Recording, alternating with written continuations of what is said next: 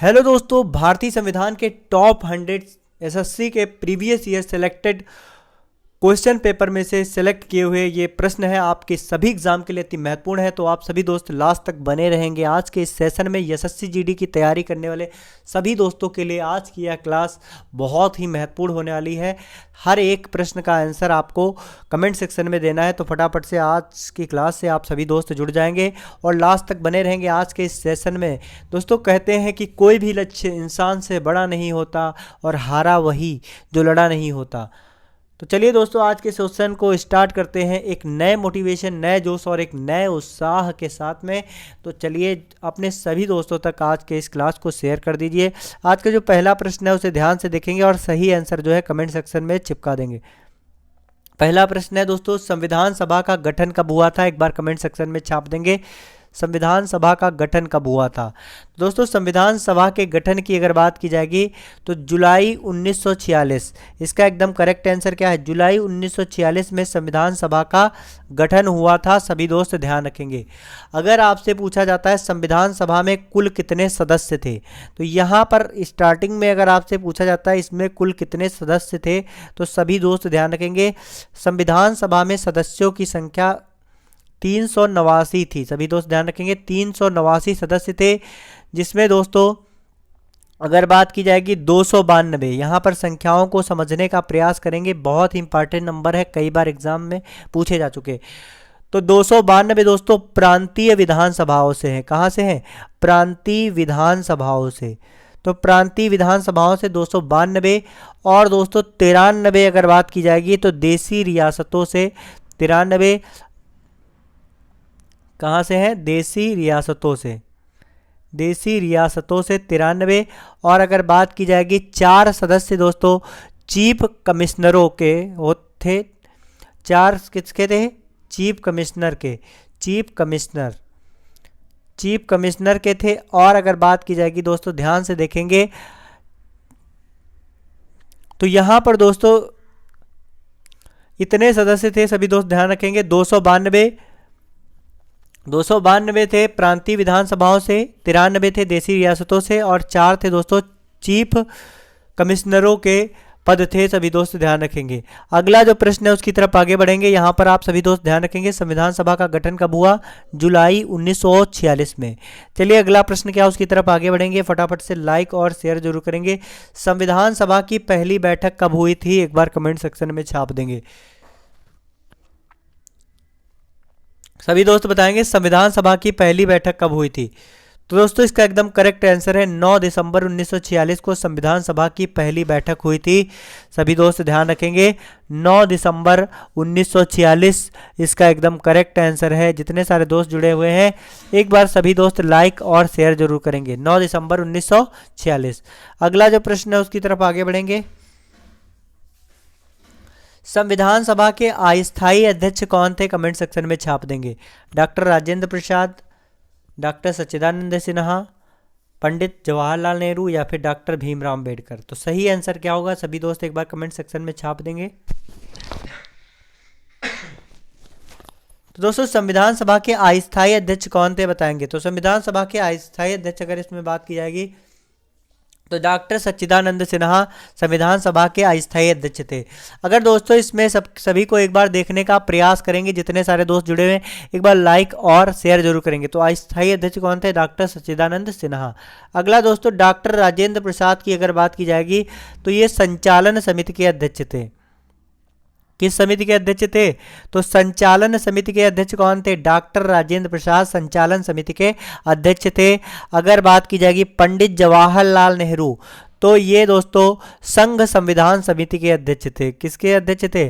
संघ संविधान के अध्यक्ष थे। संघ संविधान समिति के अध्यक्ष थे पंडित जवाहरलाल नेहरू। अगला दोस्तों डॉक्टर भीमराव अम्बेडकर की अगर बात की जाएगी तो प्रारूप समिति के अध्यक्ष कौन थे? प्रारूप समिति के अध्यक्ष कौन थे? प्रारूप समिति के अध्यक्ष थे डॉक्टर भीमराव अम्बेडकर। चलिए दोस्तों अगले प्रश्न की ओर आगे बढ़ेंगे। जी हाँ दोस्तों, संविधान सभा का स्थायी अध्यक्ष किसे चुना गया? डॉक्टर सच्चिदानंद सिन्हा, सरदार वल्लभ भाई पटेल, डॉक्टर राजेंद्र प्रसाद या फिर महात्मा गांधी। तो दोस्तों संविधान सभा का स्थायी अध्यक्ष किसे चुना गया, कमेंट सेक्शन में छाप देंगे।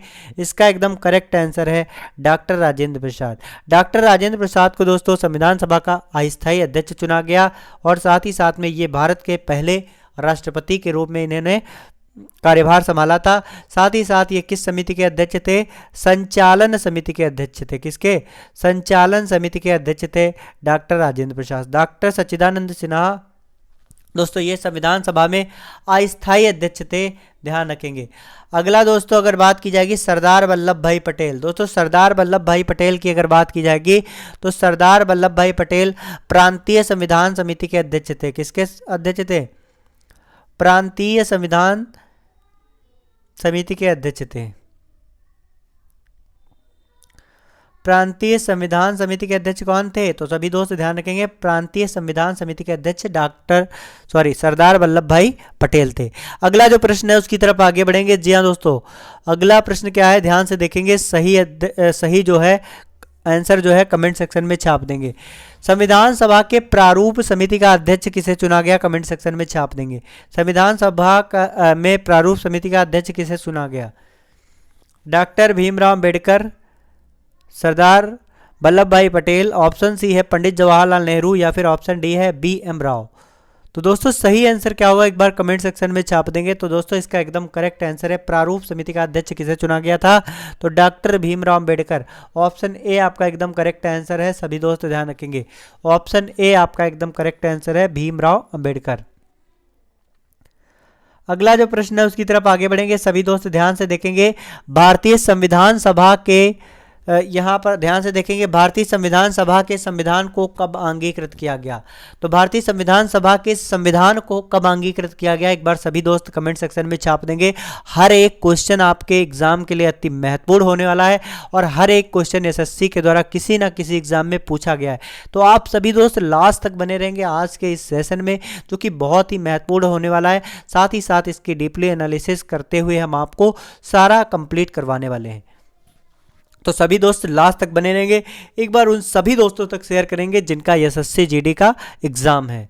तो भारतीय संविधान सभा के संविधान को कब अंगीकृत किया गया? तो दोस्तों अंगीकृत की अगर बात की जाएगी तो भारतीय संविधान सभा को कब अंगीकृत किया गया था? 26 नवंबर 1949। दोस्तों 26 नवंबर 1949 ये एक ऐसी डेट थी जब संविधान दोस्तों बनकर तैयार हो गया था और इसे अंगीकृत कर दिया गया था। बनकर तैयार हो गया था कब दोस्तों? तो दोस्तों ये बनकर तैयार हो गया या फिर इसे कहा जाता है अंगीकृत किया गया। अंगीकृत किया गया। तो दोस्तों इसे अंगीकृत कब किया गया? तो इसे अंगीकृत 26 नवंबर 1949 को किया गया। अगर बात की जाएगी दोस्तों संविधान सभा की अंतिम बैठक कब हुई थी, एक बार कमेंट सेक्शन में छाप देंगे। संविधान सभा की अंतिम बैठक कब हुई थी? तो सभी दोस्त एक बार कमेंट सेक्शन में छाप देंगे। तो संविधान सभा की अंतिम बैठक की अगर बात की जाएगी तो यहाँ पे एक डेट है जिसे आप सभी के लिए बहुत ही महत्वपूर्ण है, 24 जनवरी 1950। दोस्तों 24 जनवरी 1950 को संविधान सभा की अंतिम बैठक हुई थी। अगर पहली बैठक आपसे पूछा जाता है तो आप क्या बताएंगे? लास्ट सिटिंग, इसको कहते हैं दोस्तों अंतिम बैठक। अगर आपसे पूछा जाए पहली बैठक कब हुई थी, एक बार सभी दोस्त कमेंट सेक्शन में छाप देंगे। इसको हम बता चुके हैं, एक बार सभी दोस्त बताएंगे पहली बैठक संविधान सभा की कब हुई थी। तो पहली बैठक कब हुई थी एक बार कमेंट सेक्शन में छाप देंगे जितने सारे दोस्त जुड़े हुए हैं। एक बार सभी दोस्त लाइक और शेयर जरूर करेंगे। तो संविधान सभा के पहली बैठक कब हुई थी? तो दोस्तों पहली बैठक आपको अगर थोड़ा सा ध्यान होगा तो आपको याद होगा 9 दिसंबर 1946। 9 दिसंबर 1946 को दोस्तों संविधान सभा की पहली बैठक हुई थी, 9 दिसंबर 1946।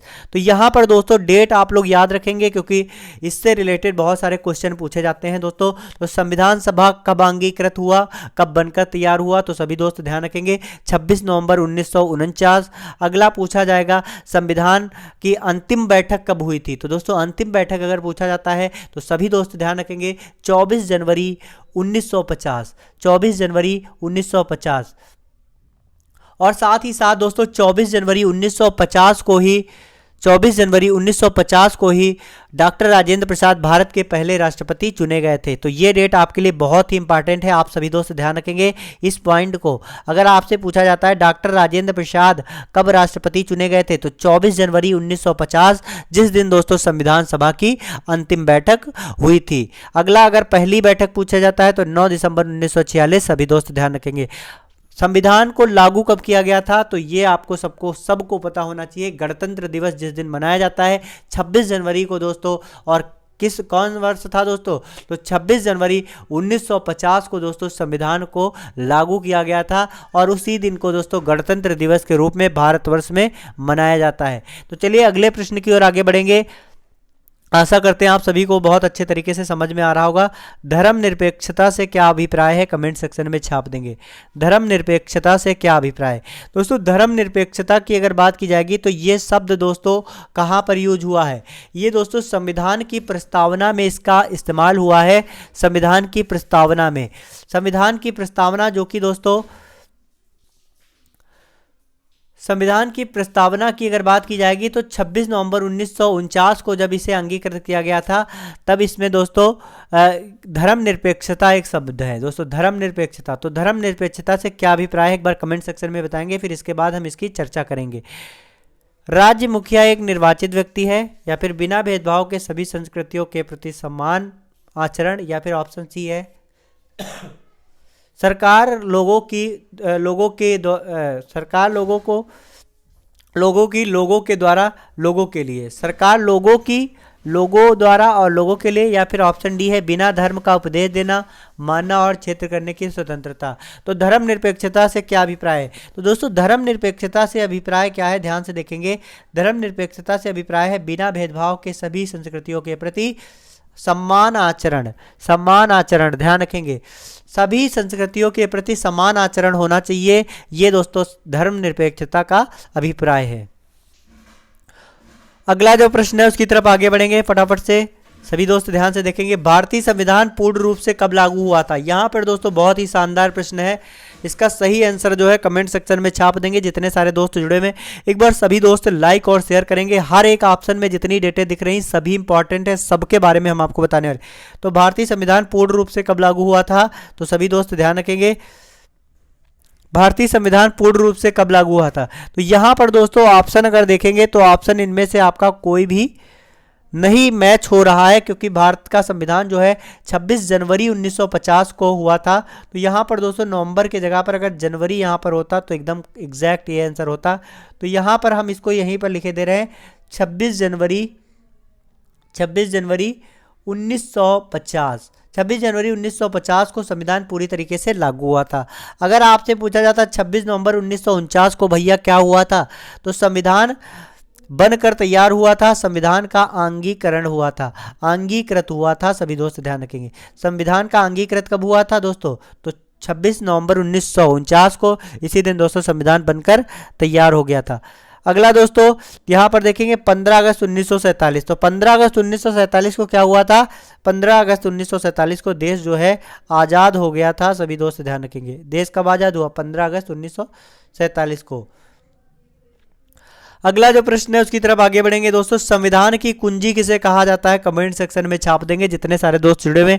एक बार सभी दोस्त लाइक और शेयर जरूर करेंगे। संविधान की कुंजी किसे कहा जाता है, एक बार कमेंट सेक्शन में छाप देंगे जितने सारे दोस्त जुड़े हुए हैं। संविधान की कुंजी किसे कहा जाता है, ऑप्शन है संविधान की प्रस्तावना, संवैधानिक उपचारों को, ऑप्शन सी है मौलिक अधिकारों को, या फिर ऑप्शन डी है उपरोक्त में से कोई नहीं। तो संविधान की कुंजी किसे कहा जाता है, इसका एकदम करेक्ट आंसर है संविधान की प्रस्तावना को। ऑप्शन ए आपका एकदम करेक्ट आंसर है। सभी दोस्त ध्यान रखेंगे संविधान की प्रस्तावना को। अगला जो प्रश्न है उसकी तरफ आगे बढ़ेंगे। जी हाँ दोस्तों, शासन की संसदीय प्रणाली किस देश से ली गई है, बताएंगे। शासन की संसदीय प्रणाली किस देश से ली गई है, यूएसए से, कनाडा से, रूस से, या फिर ब्रिटेन से। तो दोस्तों शासन की संसदीय प्रणाली कहाँ से ली गई है, तो संसदीय प्रणाली की अगर बात की जाएगी, सभी दोस्त ध्यान से देखेंगे, संसदीय प्रणाली की अगर बात की जाएगी तो ये कहाँ से ली गई है, तो दोस्तों इसका एकदम करेक्ट आंसर है ब्रिटेन से। दोस्तों शासन की संसदीय प्रणाली कहाँ से ली गई है? तो शासन की संसदीय प्रणाली सभी दोस्त ध्यान रखेंगे, शासन की संसदीय प्रणाली दोस्तों ब्रिटेन से ली गई है। सभी दोस्त ध्यान रखेंगे। एक बार सभी दोस्त आज के सेशन को लाइक और शेयर जरूर करेंगे। जितने सारे दोस्त आपके हैं तो सभी तक आज के सेशन को शेयर जरूर करेंगे। तो दोस्तों ब्रिटेन से संसदीय प्रणाली ली गई है। और साथ ही साथ में दोस्तों अगर आपसे पूछा जाता है एकल नागरिकता, तो यहाँ पर एक और चीज़ ध्यान रखेंगे, एकल नागरिकता कहाँ से लिया गया है। अगर आपसे पूछा जाता है संविधान में एकल नागरिकता कहाँ से आया, तो ब्रिटेन से आया। और साथ ही साथ में दोस्तों द्विसदनीय व्यवस्था, द्विसदनीय व्यवस्था, द्विसदनीय व्यवस्था कहाँ से ली गई है? तो द्विसदनीय व्यवस्था दोस्तों ये भी आपका ब्रिटेन से ली गई है। संसद में दोस्तों द्विसदनीय व्यवस्था कहाँ से ली गई है? तो ब्रिटेन से। एकल नागरिकता अगर पूछा जाता है तो एकल नागरिकता दोस्तों ब्रिटेन से। अगर आपसे पूछा जाता है यूएसए, तो यूएसए से संविधान में से क्या क्या लिया गया है, एक बार सभी दोस्त कमेंट सेक्शन में छाप देंगे। तो यहाँ पर हम आपको बता रहे हैं, आप सभी दोस्त ध्यान रखेंगे। यूएसए से दोस्तों सबसे पहले जो कि बहुत ही इंपॉर्टेंट है, संविधान की प्रस्तावना। तो प्रस्तावना कहाँ से ली गई है? तो सभी दोस्त ध्यान रखेंगे, बहुत ही इंपॉर्टेंट है आपके सभी एग्जाम के लिए। प्रस्तावना हो गया, और दोस्तों क्या क्या है सब कुछ हम देखने वाले हैं। तो फटाफट से आप सभी लोग लाइक और शेयर जरूर करेंगे। प्रस्तावना दोस्तों मौलिक अधिकार, जिनको दोस्तों फंडामेंटल ड्यूटीज कहते हैं दोस्तों। और साथ ही साथ में दोस्तों न्यायपालिका की स्वतंत्रता कहाँ से ली गई है? संविधान में न्यायपालिका की स्वतंत्रता, तो न्यायपालिका की स्वतंत्रता भी दोस्तों कहाँ से ली गई है? तो न्यायपालिका की स्वतंत्रता भी दोस्तों यूएसए से ली गई है। साथ ही साथ में दोस्तों सर्वोच्च न्यायालय का गठन और उपराष्ट्रपति की नियुक्ति, तो यहाँ पर सभी दोस्त ध्यान रखेंगे, उपराष्ट्रपति की नियुक्ति ये कहाँ से लिया गया? उपराष्ट्रपति की नियुक्ति, उपराष्ट्रपति की नियुक्ति। और साथ ही साथ में दोस्तों यहाँ पर ध्यान रखेंगे राष्ट्रपति पर महाभियोग, राष्ट्रपति पर महाभियोग ये भी कहाँ से लिया गया है? तो राष्ट्रपति पर महाभियोग भी कहाँ से लिया गया है? तो ये भी दोस्तों यूएसए से लिया गया है। तो यहाँ पर आप लोग थोड़ा सा ध्यान देंगे, थोड़ा सा फास्टली हम इसको देखने का प्रयास करेंगे। यूएसए से दोस्तों, ब्रिटेन से एकल नागरिकता, द्विसदनीय व्यवस्था, साथ ही साथ में संसदीय प्रणाली। ध्यान से देखेंगे, आपको हर एक चीज़ तैयार होने वाली है बहुत ही शानदार तरीके से। इसका एक बार रिवीजन करेंगे, आप अपने एग्जाम में बेस्ट तैयारी करके आने वाले हैं। कोई भी क्वेश्चन छूटने वाला नहीं है। बस थोड़ा सा आप ध्यान से एकदम अवेयर होकर स्टडी करना स्टार्ट करिए हमारे साथ में। यूएसए से दोस्तों क्या क्या लिया गया? प्रस्तावना, फंडामेंटल ड्यूटी, न्याय, सभी दोस्त ध्यान रखेंगे, न्यायिक पुनरावलोकन, और साथ ही साथ में दोस्तों न्यायपालिका की स्वतंत्रता। और उपराष्ट्रपति की नियुक्ति कहाँ से लिया गया है? संविधान से। तो दोस्तों किस संविधान से लिया गया? यूएसए से। और साथ ही साथ में दोस्तों राष्ट्रपति पर महाभियोग, ये भी दोस्तों संयुक्त राज्य अमेरिका से लिया गया। अगला दोस्तों यहाँ पे इसका एकदम करेक्ट आंसर है ब्रिटेन। अगर आपसे पूछा जाता है दोस्तों कनाडा से क्या क्या लिया गया, तो कनाडा से दोस्तों गवर्नर की नियुक्ति, दोस्तों जिसे हम लोग क्या कहते हैं? राज्यपाल। राज्यपाल की नियुक्ति दोस्तों कहाँ से ली गई है? तो सभी दोस्त ध्यान रखेंगे, राज्यपाल की नियुक्ति कनाडा के संविधान से ली गई है। साथ ही साथ में दोस्तों संघात्मक व्यवस्था, संघात्मक व्यवस्था, संघात्मक व्यवस्था कहाँ से लिया गया? संघात्मक व्यवस्था दोस्तों कनाडा से। अगला आपसे पूछा जाता है रूस से दोस्तों क्या लिया गया है? तो रूस से सभी दोस्त ध्यान रखेंगे, रूस से मौलिक कर्तव्यों का प्रावधान, सभी दोस्त ध्यान रखेंगे, मौलिक कर्तव्यों का प्रावधान कहाँ से लिया गया है? यहाँ पर दोस्तों आप लोग कंफ्यूज मत होना, मौलिक कर्तव्य और मौलिक अधिकार, ठीक है। तो मौलिक अधिकार दोस्तों यूएसए में था, इसे फंडामेंटल राइट्स कहते हैं, फंडामेंटल राइट्स कहते हैं अधिकार। और ये आपका दोस्तों है मौलिक कर्तव्य, फंडामेंटल ड्यूटी। तो फंडामेंटल ड्यूटी की अगर बात की जाएगी, मौलिक कर्तव्य कहाँ से लिए गए? रूस से। फंडामेंटल ड्यूटी, ड्यूटी दोस्तों याद रखेंगे रूस में करेंगे, और राइट अधिकार दोस्तों कहाँ? संयुक्त राज्य अमेरिका। तो इस तरीके से याद रखेंगे सभी दोस्त। एक बार सभी लोग लाइक और शेयर जरूर करेंगे जितने सारे दोस्त जुड़े हुए हैं। तो चलिए दोस्तों अगले प्रश्न की ओर आगे बढ़ेंगे। बहुत ही महत्वपूर्ण, हर एक पॉइंट आपका बिल्कुल भी मिस नहीं होने देंगे। सभी दोस्त लास्ट तक बने रहेंगे आज के इस सेशन में। भारतीय संविधान द्वारा नागरिकों को स्वतंत्रता नहीं दी गई है।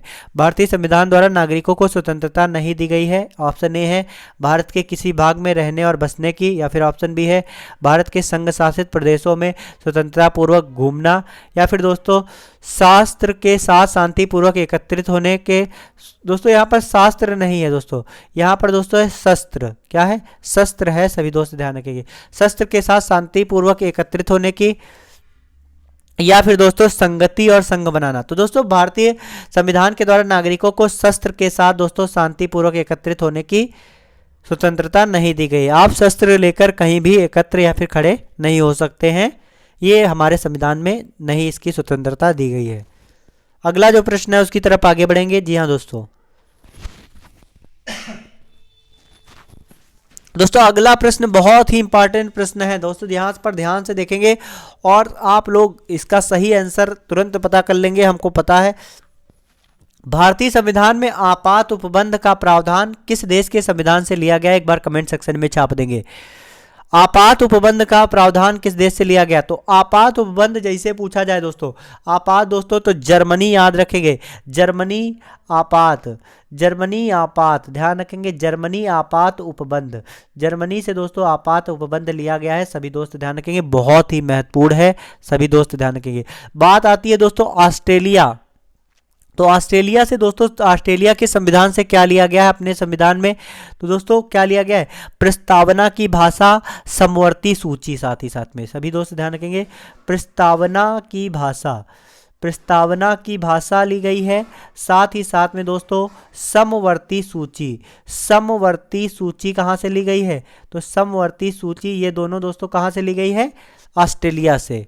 अगला अगर आपसे पूछा जाता है दोस्तों दक्षिण अफ्रीका से संविधान में क्या लिया गया है, तो दक्षिण अफ्रीका से आपको पता होना चाहिए, दक्षिण अफ्रीका से दोस्तों संविधान में संशोधन जो आपका होता है, तो संविधान में संविधान संशोधन दोस्तों होता है, जो कि अभी तक भारत में 105 दोस्तों संविधान संशोधन हो चुके हैं, सभी दोस्त ध्यान रखेंगे, जिन्हें दोस्तों कॉन्स्टिट्यूशनल अम्यूजमेंट के नाम से हम लोग जानते हैं। तो इससे दोस्तों क्या कहेंगे? संविधान संशोधन कहाँ से लिया गया है?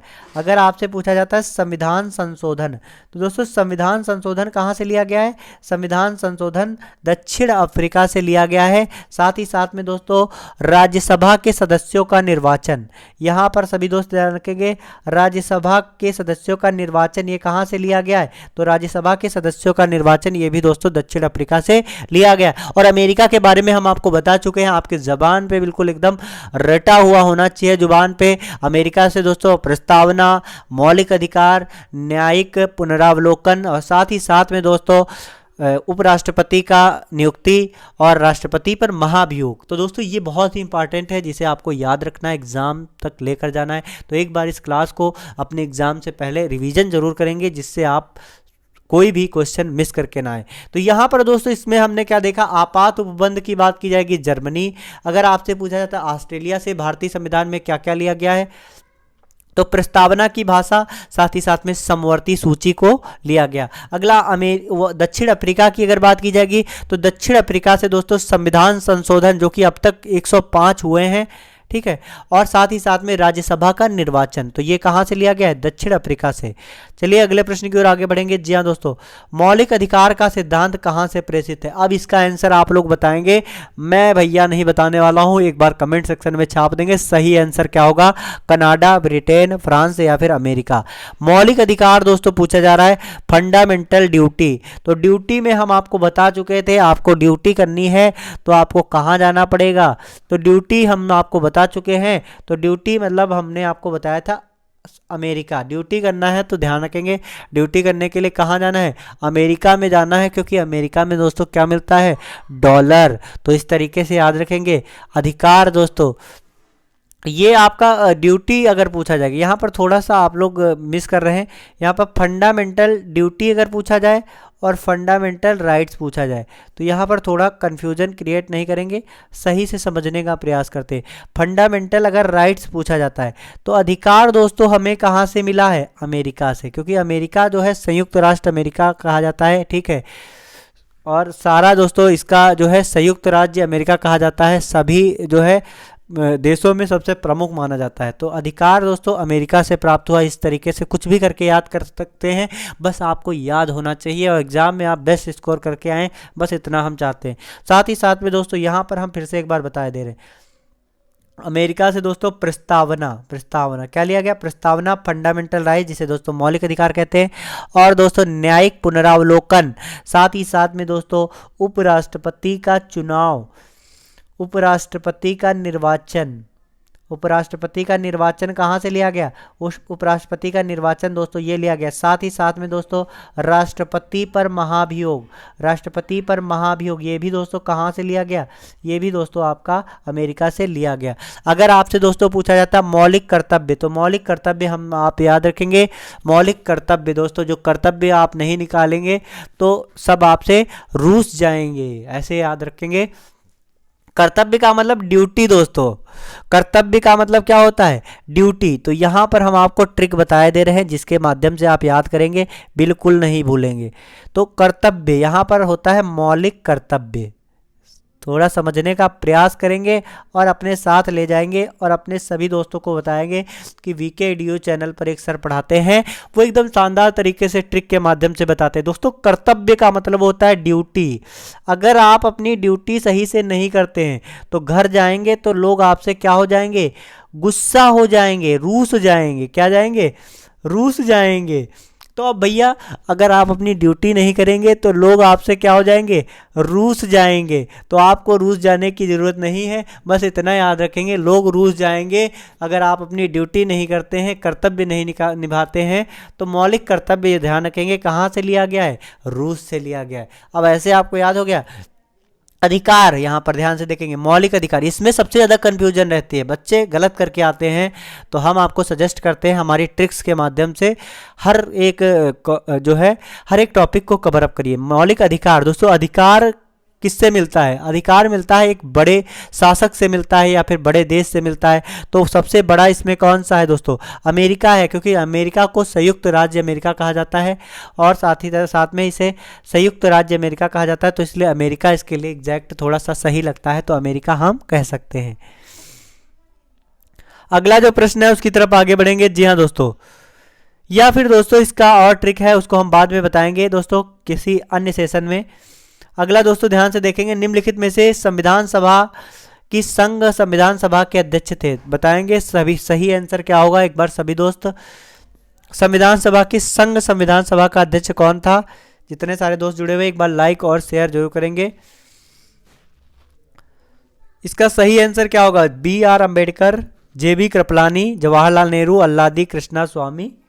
सही आंसर क्या होगा एक बार कमेंट सेक्शन में छाप देंगे। तो संघ संविधान सभा का अध्यक्ष हमने आपको बताया था, संघ संविधान सभा के अध्यक्ष जवाहरलाल नेहरू थे, क्योंकि भारत के पहले प्रधानमंत्री के रूप में इन्होंने शपथ ली थी। दोस्तों भारत के पहले प्रधानमंत्री कौन बने थे? तो दोस्तों भारत के पहले प्रधानमंत्री जवाहरलाल नेहरू, तो ये संघ संविधान सभा के अध्यक्ष थे। अगला अगर आपसे पूछा जाता है दोस्तों जवाहरलाल नेहरू के बारे में, तो ये दोस्तों 2 सितंबर 1946 को, सभी दोस्त ये डेट याद रखेंगे, 2 सितंबर 1946, 2 सितंबर 1946, 2 सितंबर 1946 में जब दोस्तों प्रथम मंत्रिमंडल बना था। क्या बना था? प्रथम मंत्रिमंडल। सभी दोस्त ध्यान रखेंगे, प्रथम अंतरिम मंत्रिमंडल का गठन कब हुआ था? तो सभी दोस्त ध्यान रखेंगे, जितने सारे दोस्त जुड़े हैं, प्रथम अंतरिम मंत्रिमंडल का गठन कब हुआ था? 2 सितंबर 1946 को। तो उसमें दोस्तों कार्यकारी परिषद के उपाध्यक्ष कौन थे? कार्यकारी परिषद के उपाध्यक्ष जवाहरलाल नेहरू थे। तो ये भी आपको डेट याद होना चाहिए कि अंतरिम मंत्रिमंडल का गठन कब हुआ था? 2 सितंबर 1946 को। इसमें जवाहरलाल नेहरू दोस्तों कार्यकारी परिषद के उपाध्यक्ष और साथ ही साथ में दोस्तों विदेशी मामले तथा राष्ट्रमंडल का कार्यभार इनके पास में था। और गृह मंत्रालय का जो होता है कार्यभार वो किसके पास था? वल्लभ भाई पटेल के पास में। और शिक्षा का श्री राजगोपालाचारी के पास में। तो इस तरीके से जो इंपॉर्टेंट है वो आप सभी दोस्त ध्यान रखेंगे। अगला देखेंगे, भारतीय संविधान के अंतर्गत संघ एवं राज्यों के बीच शक्तियों का विभाजन किसकी प्रेरणा पर आधारित है? तो दोस्तों संघ एवं राज्यों की शक्तियों का विभाजन, संघ एवं राज्यों की शक्तियों का विभाजन किस देश की प्रेरणा पर आधारित है? तो इसका एकदम करेक्ट आंसर है कनाडा दोस्तों। कनाडा इसका एकदम करेक्ट आंसर है। सभी दोस्त ध्यान रखेंगे दोस्तों, कनाडा से संघात्मक व्यवस्था लिया गया है। अगला जो प्रश्न है उसकी तरफ आगे बढ़ेंगे और आप सभी दोस्त आज के सेशन को लाइक और शेयर जरूर करेंगे। अनुच्छेद 5 से 12 तक किसका संबंध है? कमेंट सेक्शन में छाप देंगे जितने सारे दोस्त जुड़े हुए हैं। अनुच्छेद 5 से 12 तक किसका संबंध है? तो सभी दोस्त यहाँ पर अब हम आपको बताने वाले हैं बड़े एकदम शानदार तरीके से। तो आप सभी दोस्त ध्यान रखेंगे और याद कर लेंगे अच्छी तरीके से। तो यहाँ पर ध्यान से देखेंगे, अगर आपसे पूछा जाता है अनुच्छेद 5 से 12 तक, तो याद रखेंगे अनुच्छेद 5 से 12 किससे संबंधित है?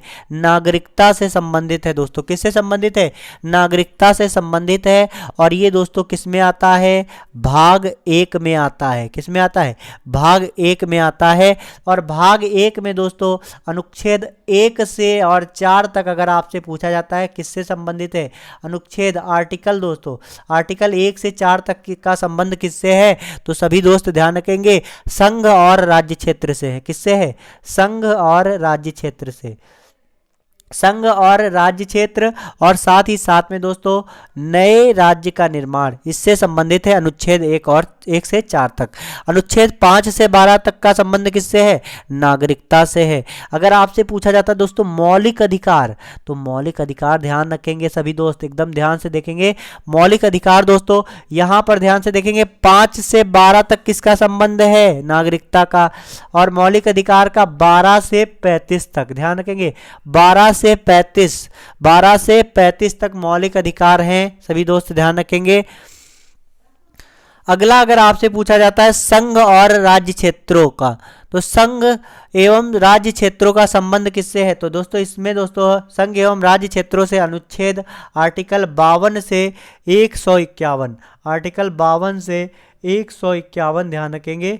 तो यहाँ 12 से सभी याद कर लेंगे जितने मैंने बताया, क्योंकि ये सभी इंपॉर्टेंट है। 1 से 4 संघ तथा राज्य क्षेत्र और उनके नए राज्यों का निर्माण। अगर आपसे पूछा जाता है अनुच्छेद 5 से 11 तक, तो 5 से 11 तक है यहाँ पर सभी दोस्त ध्यान रखेंगे। तो 5 से 11 तक दोस्तों किसका है? 5 से 11 तक संबंध है नागरिकता से। अगला आपसे पूछा जाता है 12 से 35 तक, तो 12 से 35 तक किसका संबंध है? मौलिक अधिकार का संबंध है। अगला दोस्तों संघ एवं राज्य क्षेत्रों का संबंध 52 से आर्टिकल 52 से 151 तक है। अगला जो प्रश्न है उसकी तरफ आगे बढ़ेंगे। जी हाँ दोस्तों, अगला प्रश्न है भारतीय संविधान के किस प्रकार की नागरिकता प्रदान करता है? तो भारतीय संविधान किस तरीके की नागरिकता प्रदान करता है? एक बार कमेंट सेक्शन में छाप देंगे जितने सारे दोस्त जुड़े हुए हैं। भारतीय संविधान किस तरीके की नागरिकता प्रदान करता है? तो भारतीय संविधान किस तरीके की नागरिकता प्रदान करता है? इसका एकदम करेक्ट आंसर है एकल नागरिकता प्रदान करता है भारतीय संविधान। अगला जो प्रश्न है उसकी तरफ आगे बढ़ेंगे। जी हाँ दोस्तों, अगला प्रश्न क्या, ध्यान से देखेंगे। सही आंसर जो है कमेंट सेक्शन में छाप देंगे। यहाँ पर दोस्तों आपको सुमेलित करना है, तो आप लोग सुमेलित करेंगे और सही आंसर जो है कमेंट सेक्शन में छाप देंगे। मैच करना है दोस्तों। समता का अधिकार लिखा है, तो समता का अधिकार कहाँ से कहाँ तक संबंधित है? फिर उसके बाद आपका दोस्तों है शोषण के विरुद्ध अधिकार, तो किस अनुच्छेद से संबंधित है? धर्म में स्वतंत्रता का अधिकार या फिर संवैधानिक उपचारों का अधिकार। तो ये दोस्तों राइट्स हैं, मौलिक अधिकार हैं। इनमें किसका संबंध किससे है? सही ऑप्शन से आपको मैच करना है। तो सभी दोस्त ध्यान से देखेंगे। अगर बात की जाएगी आपका दोस्तों समता का अधिकार, दोस्तों समता के अधिकार की अगर बात की जाएगी तो समता का अधिकार अनुच्छेद 14 से 18 तक संबंधित है। सभी दोस्त ध्यान रखेंगे। अनुच्छेद 14 से 18 तक समानता के अधिकार के बारे में बात की गई है। तो ए का दोस्तों हो जाएगा 1, ए का हो जाएगा 1, ध्यान से देखेंगे। अगला दोस्तों शोषण के विरुद्ध अधिकार, तो शोषण के विरुद्ध अधिकार दोस्तों, तो इसका संबंध दोस्तों अनुच्छेद 23 और 24 से है। किससे है? 23-24 से है। तो बी का दोस्तों हो जाएगा 4। सी का दोस्तों आपका क्या हो जाएगा? ध्यान से देखेंगे। धर्म के स्वतंत्रता का अधिकार, तो धर्म के स्वतंत्रता का अधिकार इसका संबंध अनुच्छेद 25 से है। तो सी का दोस्तों हो जाएगा 2। और अगर आपसे पूछा जाता है संवैधानिक उपचारों का अधिकार दोस्तों अनुच्छेद 32, तो डी का दोस्तों आपका हो जाएगा 3। तो तो यहाँ पे 1 4 2 3 जिसका ऑप्शन होगा, तो सभी दोस्त ध्यान रखेंगे। एक बार दोस्तों इससे पहले एक बार इसको ध्यान से हम लोग समझ लेंगे, जिसको क्योंकि ये कहीं ना कहीं आपके एसएससी के एग्जाम में पूछे गए हैं। तो शोषण का विरुद्ध अधिकार अनुच्छेद 23 और 24 है। शोषण 23 और 24 है, ध्यान रखेंगे, शोषण के विरुद्ध अधिकार 23-24। धर्म की स्वतंत्रता का अधिकार अनुच्छेद 25, स्वतंत्रता, धर्म की स्वतंत्रता का अधिकार अनुच्छेद 25 है। अगर आपसे पूछा जाता है दोस्तों संवैधानिक उपचारों का अधिकार, तो संवैधानिक उपचारों का अधिकार दोस्तों कहां से कहां तक है, अनुच्छेद 25। अगला जो प्रश्न है उसकी तरफ आगे बढ़ेंगे फटाफट से। तो इसमें इसका एकदम करेक्ट आंसर क्या होगा, तो यहाँ पर 1 4 2 3 कौन मैच कर रहा है, ऑप्शन सी मैच कर रहा है, तो सी इसका एकदम करेक्ट आंसर हो जाएगा। सभी दोस्त ध्यान रखेंगे। अगला दोस्तों प्रश्न है, भारतीय संविधान के किस भाग में मौलिक अधिकारों का उल्लेख किया गया है, कमेंट सेक्शन में छाप देंगे। भारतीय संविधान के किस भाग में मौलिक अधिकारों का उल्लेख किया गया है, तो भारतीय संविधान के मौलिक अधिकार दोस्तों, तो मौलिक अधिकार हमने आपको आर्टिकल बताए थे, आपको ध्यान होगा तो आपको याद होंगे 12 से दोस्तों 35 तक। आर्टिकल 12 से 35 तक दोस्तों क्या है, फंडामेंटल ड्यूटी। अब फंडामेंटल ड्यूटी मैंने आपको बताया था किस देश से लिया गया, अधिकार दोस्तों, तो अधिकार दोस्तों कहाँ से, अमेरिका से। अधिकार दोस्तों कहाँ से, अमेरिका से दोस्तों, अमेरिका के संविधान से लिया गया। तो यहाँ पर 12 से 35 ये आपका भाग 3 में आता है, सभी दोस्त ध्यान रखेंगे। अगला जो प्रश्न है उसकी तरफ आगे बढ़ेंगे। अनुच्छेद 14 से अनुच्छेद 18 तक किस मौलिक अधिकारों से संबंधित है, तो यहाँ पर सभी दोस्त बताएंगे अनुच्छेद 14 से 18 तक। इसका आंसर हम आपको बता चुके हैं इसी सेशन में।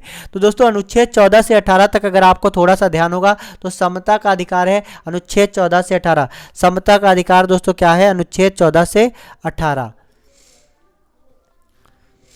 अगला दोस्तों धार्मिक स्वतंत्रता का अधिकार, ये भी मैंने आपको बताया था, आर्टिकल कौन सा था दोस्तों, आर्टिकल 25। तो आर्टिकल 25 किससे संबंधित है दोस्तों, आर्टिकल 25 दोस्तों धार्मिक स्वतंत्रता के अधिकार से संबंधित है।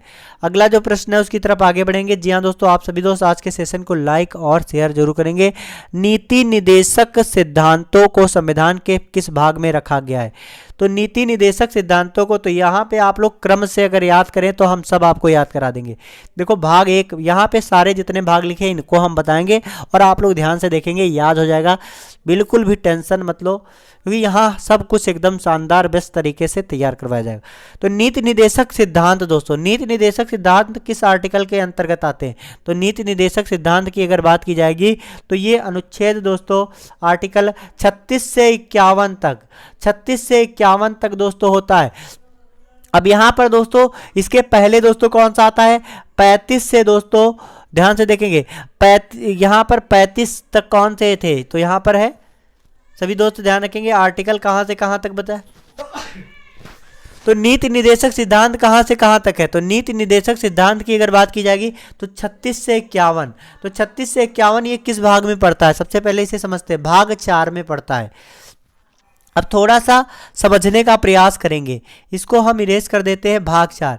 सबसे पहले भाग 1 से हम लोग समझते हैं, यहाँ पर हम भाग 1 अगर लिख ले तो मज़ा आ जाएगा दोस्तों, आप देखते जाइए। भाग 1 में आर्टिकल दोस्तों यहाँ पर हम लिखेंगे और यहाँ पर बताएंगे किससे संबंधित है, ठीक है, किससे संबंध है इसका, सभी दोस्त यहाँ पर ध्यान से देखेंगे और एकदम मज़ा आ जाएगा। इस सेशन में आज के बाद आपको दोस्तों पॉलिटी आपको सरल लगने लगेगी। यहाँ पर भाग 1 दोस्तों, इसमें अनुच्छेद 1 से 4 तक है, 1 से 4 तक भाग 1 में है। इसमें मैंने आपको बताया था संघ राज्य क्षेत्र, इसमें क्या क्या था दोस्तों, संघ था, राज्य क्षेत्र था और साथ ही साथ में नए राज्यों का निर्माण। अगला दोस्तों भाग 2 की अगर बात की जाएगी तो सभी दोस्त ध्यान रखेंगे, भाग 2 अनुच्छेद 5 से 11 तक है और इसमें दोस्तों हमने आपको क्या बताया है, इसके अंतर्गत क्या आती थी, नागरिकता। तो नागरिकता अगर आपसे पूछा जाए किस भाग में पड़ता है, तो भाग 2 में अनुच्छेद 5 से 11 तक, अनुच्छेद 5 से 11 तक। अगर आपसे पूछा जाता है भाग 3, तो दोस्तों 11 के बाद 12 से 35 तक, 12 से 35 तक दोस्तों क्या है, 12 से 35 तक आपका है दोस्तों मौलिक अधिकार दोस्तों, फंडामेंटल राइट्स। सभी दोस्त ध्यान रखिए, फंडामेंटल राइट्स मौलिक अधिकार दोस्तों भाग 3 में आता है 12 से 35 तक। तो इस तरीके से क्रम से याद रखेंगे, आपको याद रखेगा, मजा आ जाएगा आज के सेशन में। तो एक बार अगर वाकई में अच्छे तरीके से समझ में आ रहा है तो एक बार सभी दोस्त लाइक और शेयर जरूर करेंगे। तो भाग 4 दोस्तों अगर बात की जाएगी तो भाग 4 में दोस्तों अनुच्छेद दोस्तों 35 कंप्लीट हो गया, तो 36 से दोस्तों 51 तक, 36 से 51 तक आपका क्या है, नीति निदेशक सिद्धांत, नीति निदेशक सिद्धांत हैं, सभी दोस्त ध्यान रखेंगे। तो नीति निदेशक सिद्धांत कहाँ तक है, भाग 4 में है।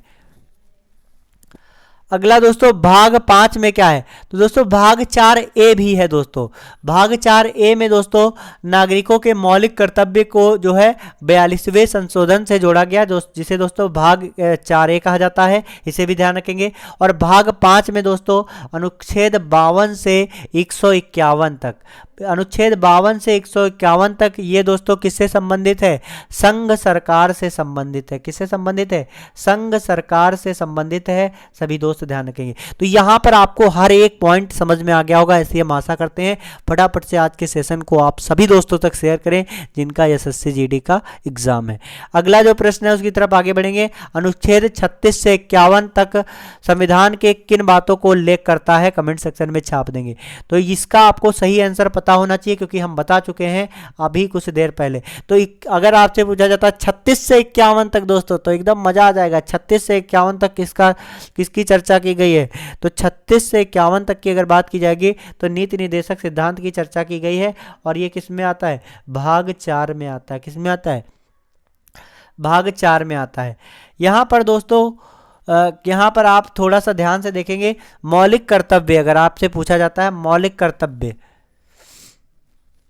तो मौलिक कर्तव्य किस में आते हैं, एक बार कमेंट सेक्शन में छाप देंगे। तो दोस्तों मौलिक कर्तव्यों को दोस्तों किस में जोड़ा गया, भाग 4A में जोड़ा गया। सभी दोस्त ध्यान रखेंगे, यहाँ पर थोड़ा ध्यान से देखने वाली बात है दोस्तों।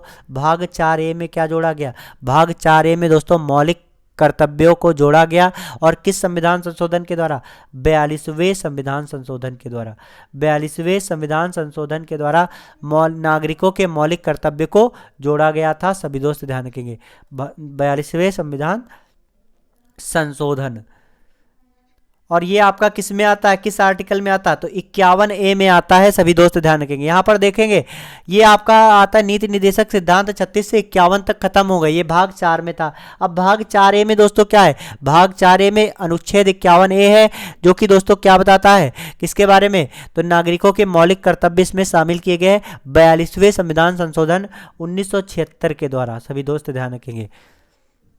चलिए अगले प्रश्न की ओर आगे बढ़ेंगे। जी हाँ दोस्तों, अगला प्रश्न क्या है, ध्यान से देखेंगे। पंचायतों के गठन का उल्लेख किस अनुच्छेद में वर्णित है, तो दोस्तों पंचायतों के गठन का उल्लेख किस अनुच्छेद में वर्णित है, कमेंट सेक्शन में छाप देंगे। अनुच्छेद 35, अनुच्छेद 38, अनुच्छेद 39 या फिर अनुच्छेद 40। तो पंचायतों के गठन किस अनुच्छेद में उल्लेखित है, एक बार कमेंट सेक्शन में छाप देंगे। इसका एकदम करेक्ट आंसर है अनुच्छेद 40, ऑप्शन डी आपका एकदम करेक्ट आंसर है। सभी दोस्त ध्यान रखेंगे। अगला जो प्रश्न है उसकी तरफ आगे बढ़ेंगे। फटाफट से सभी दोस्त आज के सेशन को लाइक और शेयर जरूर करेंगे। जी हाँ दोस्तों, मौलिक कर्तव्यों के प्रावधान को किस देश के संविधान से अभिप्रेषित किया गया, तो दोस्तों इसको हमने एकदम शानदार तरीके से ट्रिक के माध्यम से आपको बताया था। हमने कहा था मौलिक कर्तव्य को इंग्लिश में कहते हैं दोस्तों क्या, ड्यूटी। तो फंडामेंटल ड्यूटी दोस्तों, अगर आप ड्यूटी नहीं करेंगे तो घर वाले हो जाएंगे, गुस्सा हो जाएंगे, घर वाले रूस जाएंगे। अब घर वाले रूस जाएंगे तो आपको रूसने की जरूरत नहीं है दोस्तों, आपको रूसने की जरूरत नहीं है। आपको बस पता चल गया क्योंकि मौलिक कर्तव्यों कहां से लिए गए हैं, तो रूस से लिए गए हैं। तो इसका एकदम करेक्ट आंसर है, रूस को दोस्तों पूर्व सोवियत भी कहा जाता है। अगला जो प्रश्न है उसकी तरफ आगे बढ़ेंगे। जी हाँ दोस्तों, अगला प्रश्न है मौलिक कर्तव्यों का उल्लेख किस अनुच्छेद में है, तो मौलिक कर्तव्यों का, तो दोस्तों ये भी मैंने आपको बताया है। अगर थोड़ा सा ध्यान आप रखते हैं तो आपको हर चीज दोस्तों यहां से पकड़ में आएगी और एग्जाम में आप करके आएंगे। तो मौलिक कर्तव्यों का उल्लेख किस अनुच्छेद में किया गया है, अनुच्छेद 51 है। और दोस्तों ये किस भाग में आता है, तो आप सभी दोस्त ध्यान रखेंगे, भाग 4A में आता है। भाग 4A में आता है अनुच्छेद 51A। इसमें दोस्तों मौलिक कर्तव्यों का उल्लेख है। और किस संविधान संशोधन के द्वारा आया है, तो दोस्तों 42वें संविधान संशोधन के द्वारा आया है। सभी दोस्त ध्यान रखेंगे, 42वें संविधान संशोधन के द्वारा ये आया है। और 1976 में दोस्तों, 1976 में इसे दोस्तों शामिल किया गया है 42वें संविधान संशोधन के द्वारा। अगला जो प्रश्न है उसकी तरफ आगे बढ़ेंगे। मौलिक कर्तव्यों को किस समिति के सिफारिश पर संविधान में समाहित किया गया है, कमेंट सेक्शन में छाप देंगे। मौलिक कर्तव्यों को किस समिति के सिफारिश पर, दोस्तों मौलिक कर्तव्य ये आपका कौन सा संविधान संशोधन है? 42वां संविधान संशोधन, 42वां संशोधन है सभी दोस्त ध्यान रखेंगे। किस समिति के सिफारिश पर? 1976 में दोस्तों। तो सरदार स्वर्ण सिंह समिति, सरदार स्वर्ण सिंह समिति के सिफारिश पर इसे क्या किया गया था? मौलिक कर्तव्यों को शामिल किया गया था। अगला जो प्रश्न है उसकी तरफ आगे बढ़ेंगे। जी हाँ दोस्तों, अगला प्रश्न क्या, ध्यान से देखेंगे। यहाँ पर दोस्तों सूची 1 को सूची 2 से सम्मिलित करना है और हर एक हम आपको बता चुके हैं। तो कौन सा संवैधानिक प्रावधान किसका स्रोत क्या है, एक बार आप सभी दोस्त बताएंगे और सही मेल करेंगे। तो मौलिक अधिकार दोस्तों आ गया। अब दोस्तों मजा आने वाला है। हमने आपको बताया था अधिकार कहाँ से मिलते हैं, तो अधिकार आपको पता है अमेरिकी अधिकार पत्र, तो अमेरिका इसका एकदम करेक्ट आंसर हो जाएगा। तो ए का दोस्तों क्या हो गया? ए का 4 हो गया, क्योंकि आगे आपको सुमेलित करना है। अगला दोस्तों ध्यान से देखेंगे, राज्य के नीति निदेशक तत्व। तो दोस्तों नीति निदेशक तत्व मैंने आपको बताए थे। नीति निदेशक सिद्धांत कहाँ से लिए गए हैं? तो ये दोस्तों आयरिश संविधान से लिए गए। ये थोड़ा सा ध्यान रखेंगे, नीति निदेशक सिद्धांत आयरिश संविधान से लिए गए हैं। और मौलिक ये आपका नीति निदेशक सिद्धांत इस किसमें पढ़ते हैं? भाग 4 में, अनुच्छेद 36 से 51 तक। मंत्रिमंडलीय सरकार, अगर आपसे पूछा जाता है मंत्रिमंडलीय सरकार दोस्तों ये कहाँ से ली गई है, तो मंत्रिमंडलीय सरकार की अगर बात की जाएगी तो ये ब्रिटेन संविधान से ली गई। किस संविधान से? ब्रिटेन संविधान से ली गई है। अगला अगर आपसे पूछा जाता है केंद्र राज्य संबंध, तो दोस्तों ये कनाडा से। तो इस तरीके से आप लोग देख सकते हैं, ए का 4 हो गया, बी का 3 हो गया, और सी का दोस्तों 1 हो गया, और डी का दोस्तों 2 हो गया। तो 4 3 2 1, 4 3 1 2, तो 4 3 1 2 मैच कर लेंगे। ये दोस्तों आप लोग इसका स्क्रीनशॉट ले सकते हैं, बहुत ही इंपॉर्टेंट है। कहीं ना कहीं एक अगर आपका इसमें पूछ लिया गया तो आपका 1 नंबर पक्का हो जाएगा। तो चलिए दोस्तों देखेंगे ध्यान से, इसमें क्या आपका आंसर हो जाएगा? 4 3 1 2। तो 4 3 1 2 किसमें है? ऑप्शन बी आपका एकदम करेक्ट हो जाएगा। सभी दोस्त ध्यान रखेंगे। चलिए अगले प्रश्न की ओर आगे बढ़ेंगे। संघ की कार्यपालिका शक्ति निहित होती है। तो संघ की कार्यपालिका शक्ति किसमें निहित होती है? प्रधानमंत्री में, राष्ट्रपति में, मंत्रिपरिषद में, या फिर संसद में? तो दोस्तों अगर बात की जाएगी संघ की कार्यपालिका शक्ति, तो संघ की कार्यपालिका शक्ति किसमें निहित होती है? एक बार कमेंट सेक्शन में छाप देंगे जितने सारे दोस्त जुड़े में। तो दोस्तों संघ की कार्यपालिका शक्ति जो है राष्ट्रपति में निहित होती है। ऑप्शन बी एकदम करेक्ट आंसर है। सभी दोस्त ध्यान रखेंगे। अगला जो प्रश्न है, यहां पर दोस्तों राष्ट्रपति आ गए हैं, तो राष्ट्रपति के बारे में हर एक पॉइंट आपको बताने वाले हैं। तो आप सभी दोस्त एक बार लाइक, शेयर और सब्सक्राइब जरूर करेंगे। दोस्तों राष्ट्रपति पद की नियुक्ति के लिए न्यूनतम उम्र कितनी होनी चाहिए? तो राष्ट्रपति पद दोस्तों, तो राष्ट्रपति पद दोस्तों इसमें दोस्तों अगर बात की जाएगी योग्यताएं, तो दोस्तों राष्ट्रपति पद की योग्यताएं किस अनुच्छेद के अंतर्गत आती हैं? तो योग्यताएं की अगर बात की जाएगी तो ये आपका अनुच्छेद 58, आर्टिकल 58, आर्टिकल 58। अगर आपसे पूछा जाता है दोस्तों भारत में दोस्तों संघ की कार्यपालिका शक्ति राष्ट्रपति में निहित है, ये किस आर्टिकल में बताया गया? तो अनुच्छेद 53 में बताया गया। किस में बताया गया? अनुच्छेद 53 में। और योग्यता में दोस्तों क्या क्या बताया गया? तो ये दोस्तों ध्यान रखेंगे, योग्यता अनुच्छेद 58 है। सभी दोस्त ध्यान रखेंगे। योग्यता दोस्तों क्या है? भारत का नागरिक हो। कहाँ का नागरिक हो? भारत का नागरिक होना चाहिए। अगर आपको राष्ट्रपति का चुनाव लड़ना है तो भारत के आप नागरिक हो। साथ ही साथ में दोस्तों आपने 35 वर्ष जो है की उम्र कंप्लीट कर रखी हो, और उसके साथ ही साथ में दोस्तों लोकसभा सदस्य के रूप में चुनाव के योग्य होना चाहिए।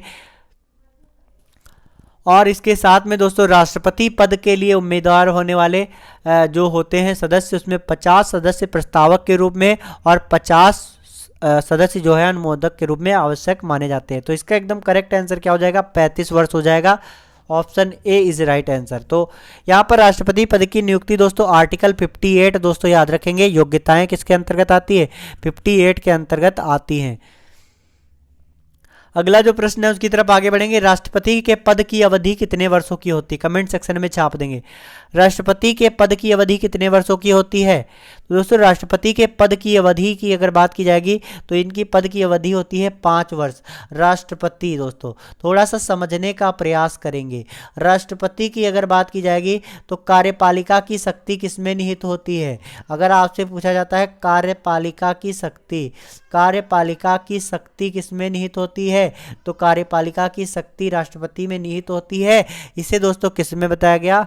आर्टिकल 53 में, अनुच्छेद 53 में बताया गया। सभी दोस्त ध्यान रखेंगे।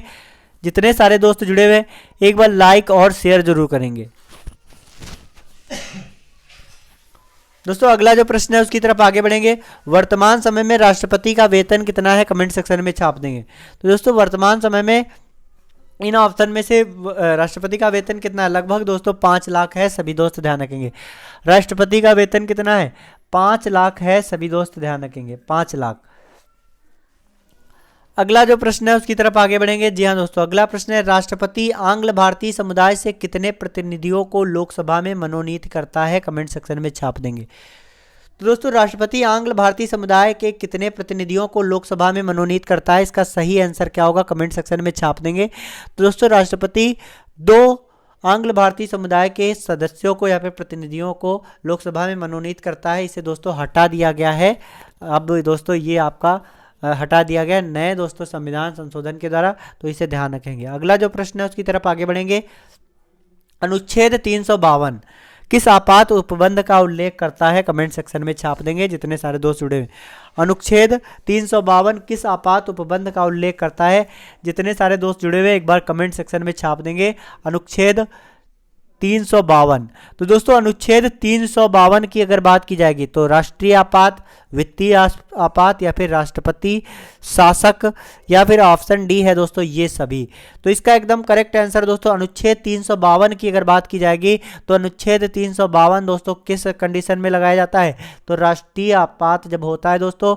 राष्ट्रीय आपात का अर्थ होता है दोस्तों युद्ध अथवा बाहरी आक्रमण की स्थिति में, युद्ध अथवा बाहरी आक्रमण की स्थिति में, बाह्य आक्रमण की स्थिति में, बाह्य आक्रमण की स्थिति में जो आपात लगाया गया दोस्तों उसे राष्ट्रीय आपात कहा जाता है। और इसका संबंध दोस्तों अनुच्छेद 352 से किससे संबंधित है, अनुच्छेद 352 से संबंधित है। सभी दोस्त ध्यान रखेंगे। और भारत में दोस्तों कितने बार आपातकाल की घोषणा की गई दोस्तों, तो अगर आपसे पूछा जाता है भारत में आपात कितनी बार लगा, तो भारत में दोस्तों 3 बार आपातकाल लग चुका है। 3 बार दोस्तों आपातकाल लग चुका है और सबके बारे में हम आपको एकदम डिटेल से बताने वाले हैं। सभी दोस्त ध्यान रखेंगे। लेकिन यहाँ पर दोस्तों अनुच्छेद की बात की जा रही है, तो अनुच्छेद को थोड़ा सा समझने का प्रयास करते हैं। अनुच्छेद कौन सा अनुच्छेद किससे संबंधित है, तो ये अगर बात की जाएगी राष्ट्रीय आपात, तो दोस्तों राष्ट्रीय आपात आर्टिकल 352 से संबंधित है, अनुच्छेद 352 से। अगर आपसे पूछा जाता है दोस्तों वित्तीय आपात, तो वित्तीय आपात दोस्तों किससे संबंधित है, तो वित्तीय आपात दोस्तों वित्तीय आपात की अगर बात की जाएगी तो वित्तीय आपात अनुच्छेद 360 से संबंधित है। अगर आपसे दोस्तों पूछा जाता है दोस्तों यहाँ पर राष्ट्रीय आपात 352 ध्यान रखेंगे और वित्तीय आपात दोस्तों आर्टिकल 360, आर्टिकल 360। अगले प्रश्न की ओर आगे बढ़ेंगे। जी हाँ दोस्तों, अगला प्रश्न क्या है उसको समझने का प्रयास करेंगे। भारत में अब तक कितनी बार आपातकाल लागू किया गया है, कमेंट सेक्शन में छाप देंगे। 1 बार, 2 बार, 3 बार या फिर 4 बार। तो इसका एकदम करेक्ट आंसर है भारत में अब तक कितनी बार आपातकाल लग चुका है, तो इसका एकदम करेक्ट आंसर है 3 बार दोस्तों। और 3 बार दोस्तों कब कब लगा है, तो सबके बारे में हम आपको बताने वाले हैं। तो सबसे पहले दोस्तों 1962 में, वर्ष 1962 में आपातकाल सबसे पहली बार लगा था, जब दोस्तों भारत और चीन का युद्ध हो रहा था। अक्टूबर 1962 में दोस्तों, अक्टूबर का समय था दोस्तों। अक्टूबर में किसका युद्ध हो रहा था, भारत और चाइना के युद्ध के दौरान लगा था, भारत और चाइना के वार के दौरान लग रहा था। सभी दोस्त ध्यान रखेंगे के समय, भारत और चाइना के युद्ध के समय 1962 में। दूसरा दोस्तों आपातकाल 1971 में, जिस समय दोस्तों भारत की प्रधानमंत्री इंदिरा गांधी थी। उस समय दोस्तों बांग्लादेश को आज़ाद कराने के लिए इंदिरा गांधी जी आगे बढ़ी थी, जिसके कारण दोस्तों भारत और पाकिस्तान के बीच में युद्ध छिड़ गया था। तो उस समय दोस्तों भारत और पाकिस्तान के मध्य क्या लगा था, भारत और पाकिस्तान के युद्ध हुआ था दोस्तों, और चल रहा था। तो उस दौरान दोस्तों लगाया गया था आपात, भारत और पाकिस्तान युद्ध के समय लगाया गया था। और उस समय दोस्तों बांग्लादेश को 1972 में आज़ाद कराया गया था। तो 1971 दोस्तों भारत और पाकिस्तान के युद्ध के दौरान, उससे पहले 1962 में दोस्तों भारत और चाइना के युद्ध के दौरान, और तीसरी बार दोस्तों आपातकाल कब लगाया गया दोस्तों? तीसरी बार आपातकाल 1975 में लगाया गया था दोस्तों। इसे दोस्तों सशस्त्र विद्रोह के नाम से जाना गया, सशस्त्र विद्रोह। सशस्त्र विद्रोह का मतलब क्या होता है दोस्तों? थोड़ा सा इसका नाम ये दिया गया है सशस्त्र विद्रोह, तो इसको थोड़ा सा समझने का प्रयास करेंगे।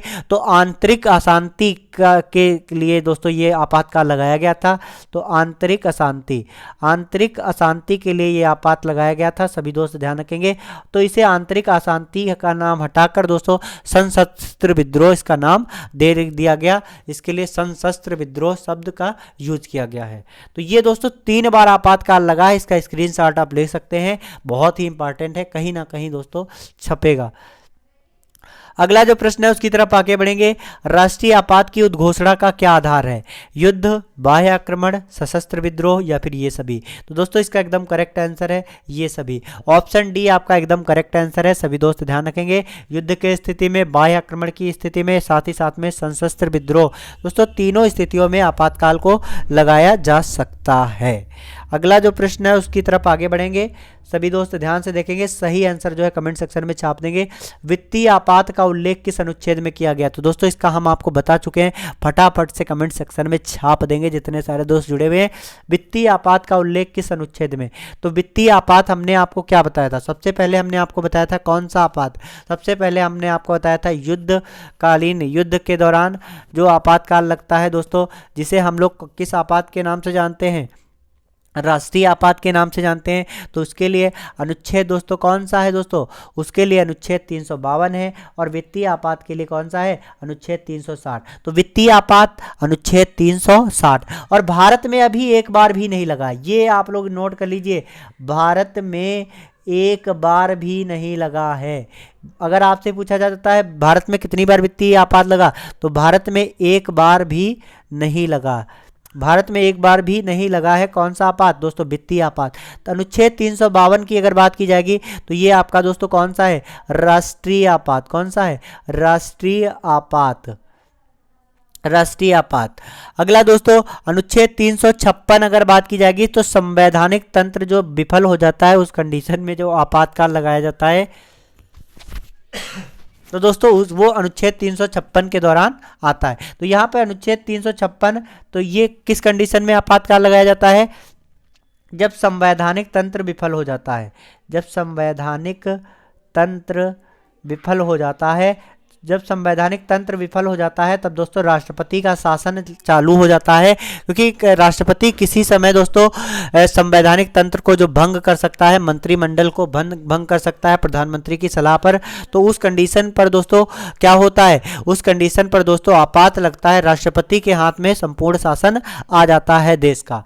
तो यहाँ पर वित्तीय आपात दोस्तों भारत में एक बार भी नहीं लगा। अनुच्छेद 360, अनुच्छेद 352 राष्ट्रीय आपात युद्ध, बाहरी आक्रमण तथा सशस्त्र विद्रोह के दौरान में। अगर आपसे पूछा जाता है अनुच्छेद 356 दोस्तों, तो 356 संवैधानिक तंत्र के विफल होने के कंडीशन में जो आपातकाल राष्ट्रपति के द्वारा लगाया जाता है, तो वो अनुच्छेद 356 के दौरान 56 के अंतर्गत आता है। अगला जो प्रश्न है उसकी तरफ आगे बढ़ेंगे। यहाँ पर दोस्तों आ गया जिसका हम आंसर पहले दे चुके हैं, भारत में वित्तीय आपात कितनी बार लगाया गया? तो दोस्तों एक बार भी नहीं, यहाँ पर कोई बार नहीं, एक बार भी नहीं, ना 2 बार, ना 3 बार, कभी नहीं लगाया गया। ऑप्शन डी आपका एकदम करेक्ट आंसर है। वित्तीय आपात ध्यान रखेंगे 360, वित्तीय आपात 360। अगला जो प्रश्न है उसकी तरफ ध्यान से देखेंगे। यहाँ पर दोस्तों अनुच्छेद कौन सा किससे संबंधित है, सुमेलित करना है, फटाफट से कमेंट सेक्शन में छाप देंगे। तो दोस्तों इसको थोड़ा सा छोटा करेंगे जिसमें सारा का सारा इसमें आ जाए, आप लोग आसानी से कर सके। तो दोस्तों राष्ट्रपति का निर्वाचन, उसके बाद लिखा महाधिवक्ता, प्रधानमंत्री, उपराष्ट्रपति। तो इसमें किसका किससे संबंध है, किस आर्टिकल से, सभी दोस्त बताएंगे। तो यहाँ पर थोड़ा सा अगर हम लोग ध्यान देंगे तो हम लोग कर सकेंगे बहुत ही आसानी से। अगर बात की जाएगी राष्ट्रपति का निर्वाचन, तो राष्ट्रपति का निर्वाचन की प्रक्रिया दोस्तों किस आर्टिकल के द्वारा होती है? तो राष्ट्रपति के निर्वाचन की अगर बात की जाएगी तो अनुच्छेद कौन सा है दोस्तों, ध्यान रखेंगे। तो निर्वाचन की बात की जाएगी तो आर्टिकल 50 इसके लिए एग्जैक्ट रहेगा दोस्तों, ध्यान से देखेंगे। अनुच्छेद 55। अगला दोस्तों महाधिवक्ता, तो महाधिवक्ता के लिए कौन सा आर्टिकल यूज होता है दोस्तों? अनुच्छेद 165। ध्यान रखेंगे। प्रधानमंत्री की अगर बात की जाएगी तो प्रधानमंत्री दोस्तों अनुच्छेद 76। अगर आपसे पूछा जाता है उपराष्ट्रपति दोस्तों, तो उपराष्ट्रपति आर्टिकल 63। ठीक है, तो यहाँ पर हम लोग देख सकते हैं पहले का 1 हो गया, फिर आपका होगा 3, फिर 2, फिर 4, 1 3 2 4 मैच कर लेंगे। और इसको आप लोग ध्यान से देखेंगे। राष्ट्रपति निर्वाचन अनुच्छेद 55, महाधिवक्ता 165, प्रधानमंत्री 76 और साथ ही साथ में उपराष्ट्रपति 63। तो इसको मैच कर लेंगे एक बार, सभी दोस्त ध्यान से देखेंगे तो इसका एकदम करेक्ट आंसर क्या हो जाएगा? ऑप्शन बी आपका एकदम करेक्ट आंसर हो जाएगा। सभी दोस्त ध्यान से देखेंगे, ऑप्शन बी आपका सही हो जाएगा। 1 3 2 4। अगला जो प्रश्न है उसकी तरफ आगे बढ़ेंगे।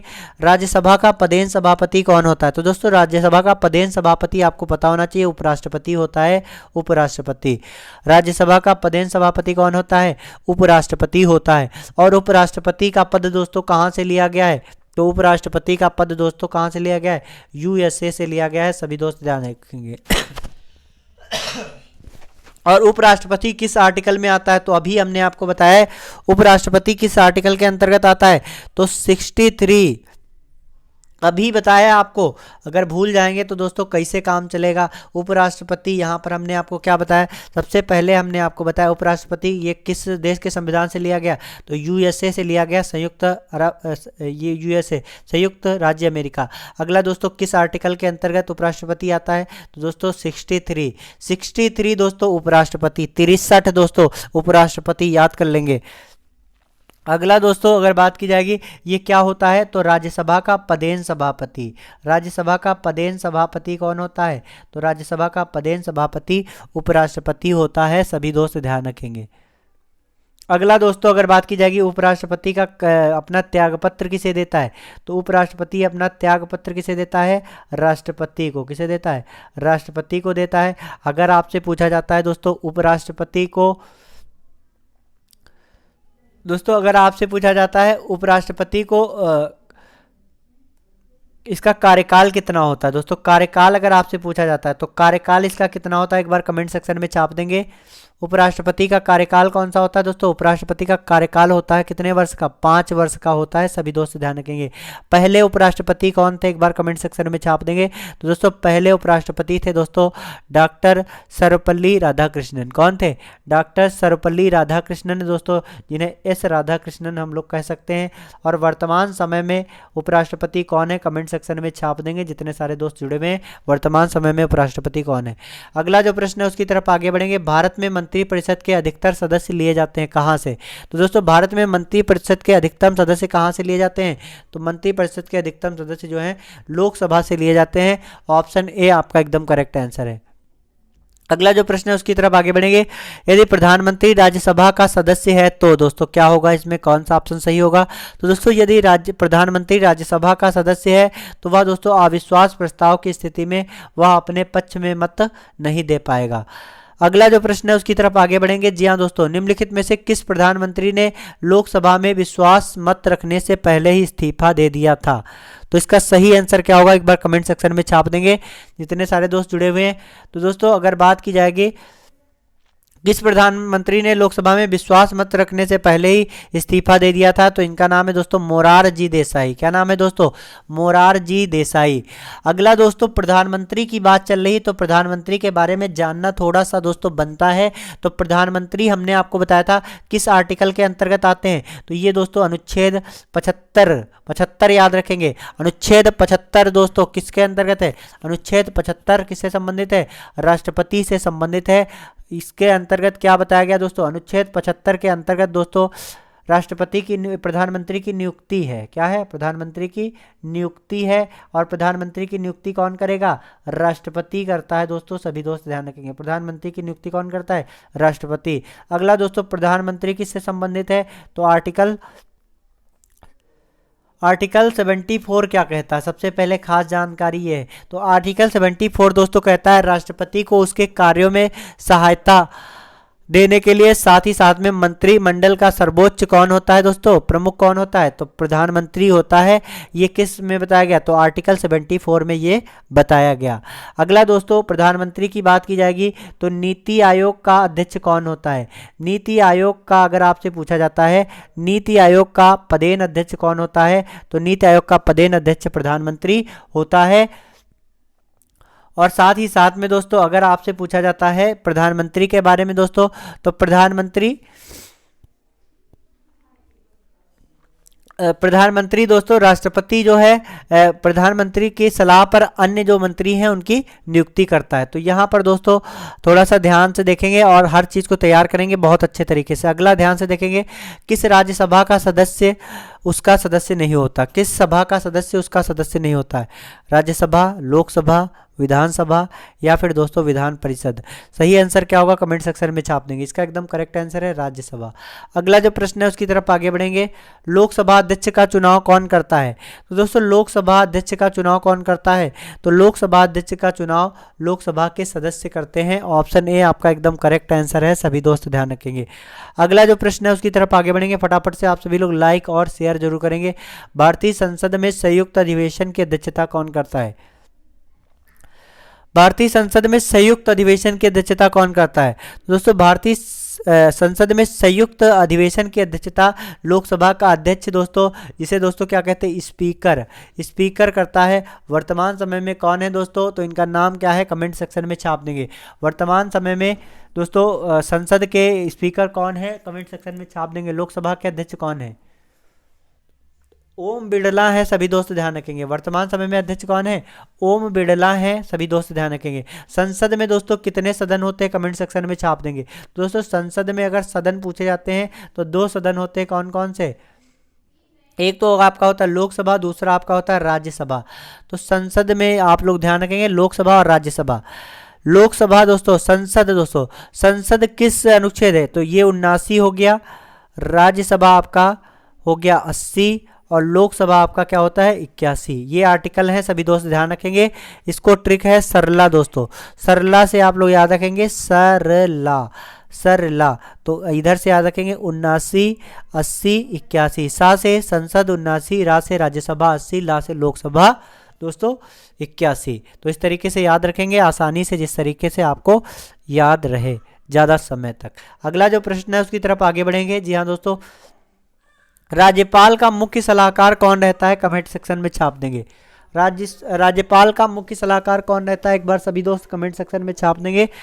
राज्यपाल का मुख्य सलाहकार कौन रहता है, तो जितने सारे दोस्त जुड़े हुए एक बार सभी दोस्त लाइक और शेयर जरूर करेंगे।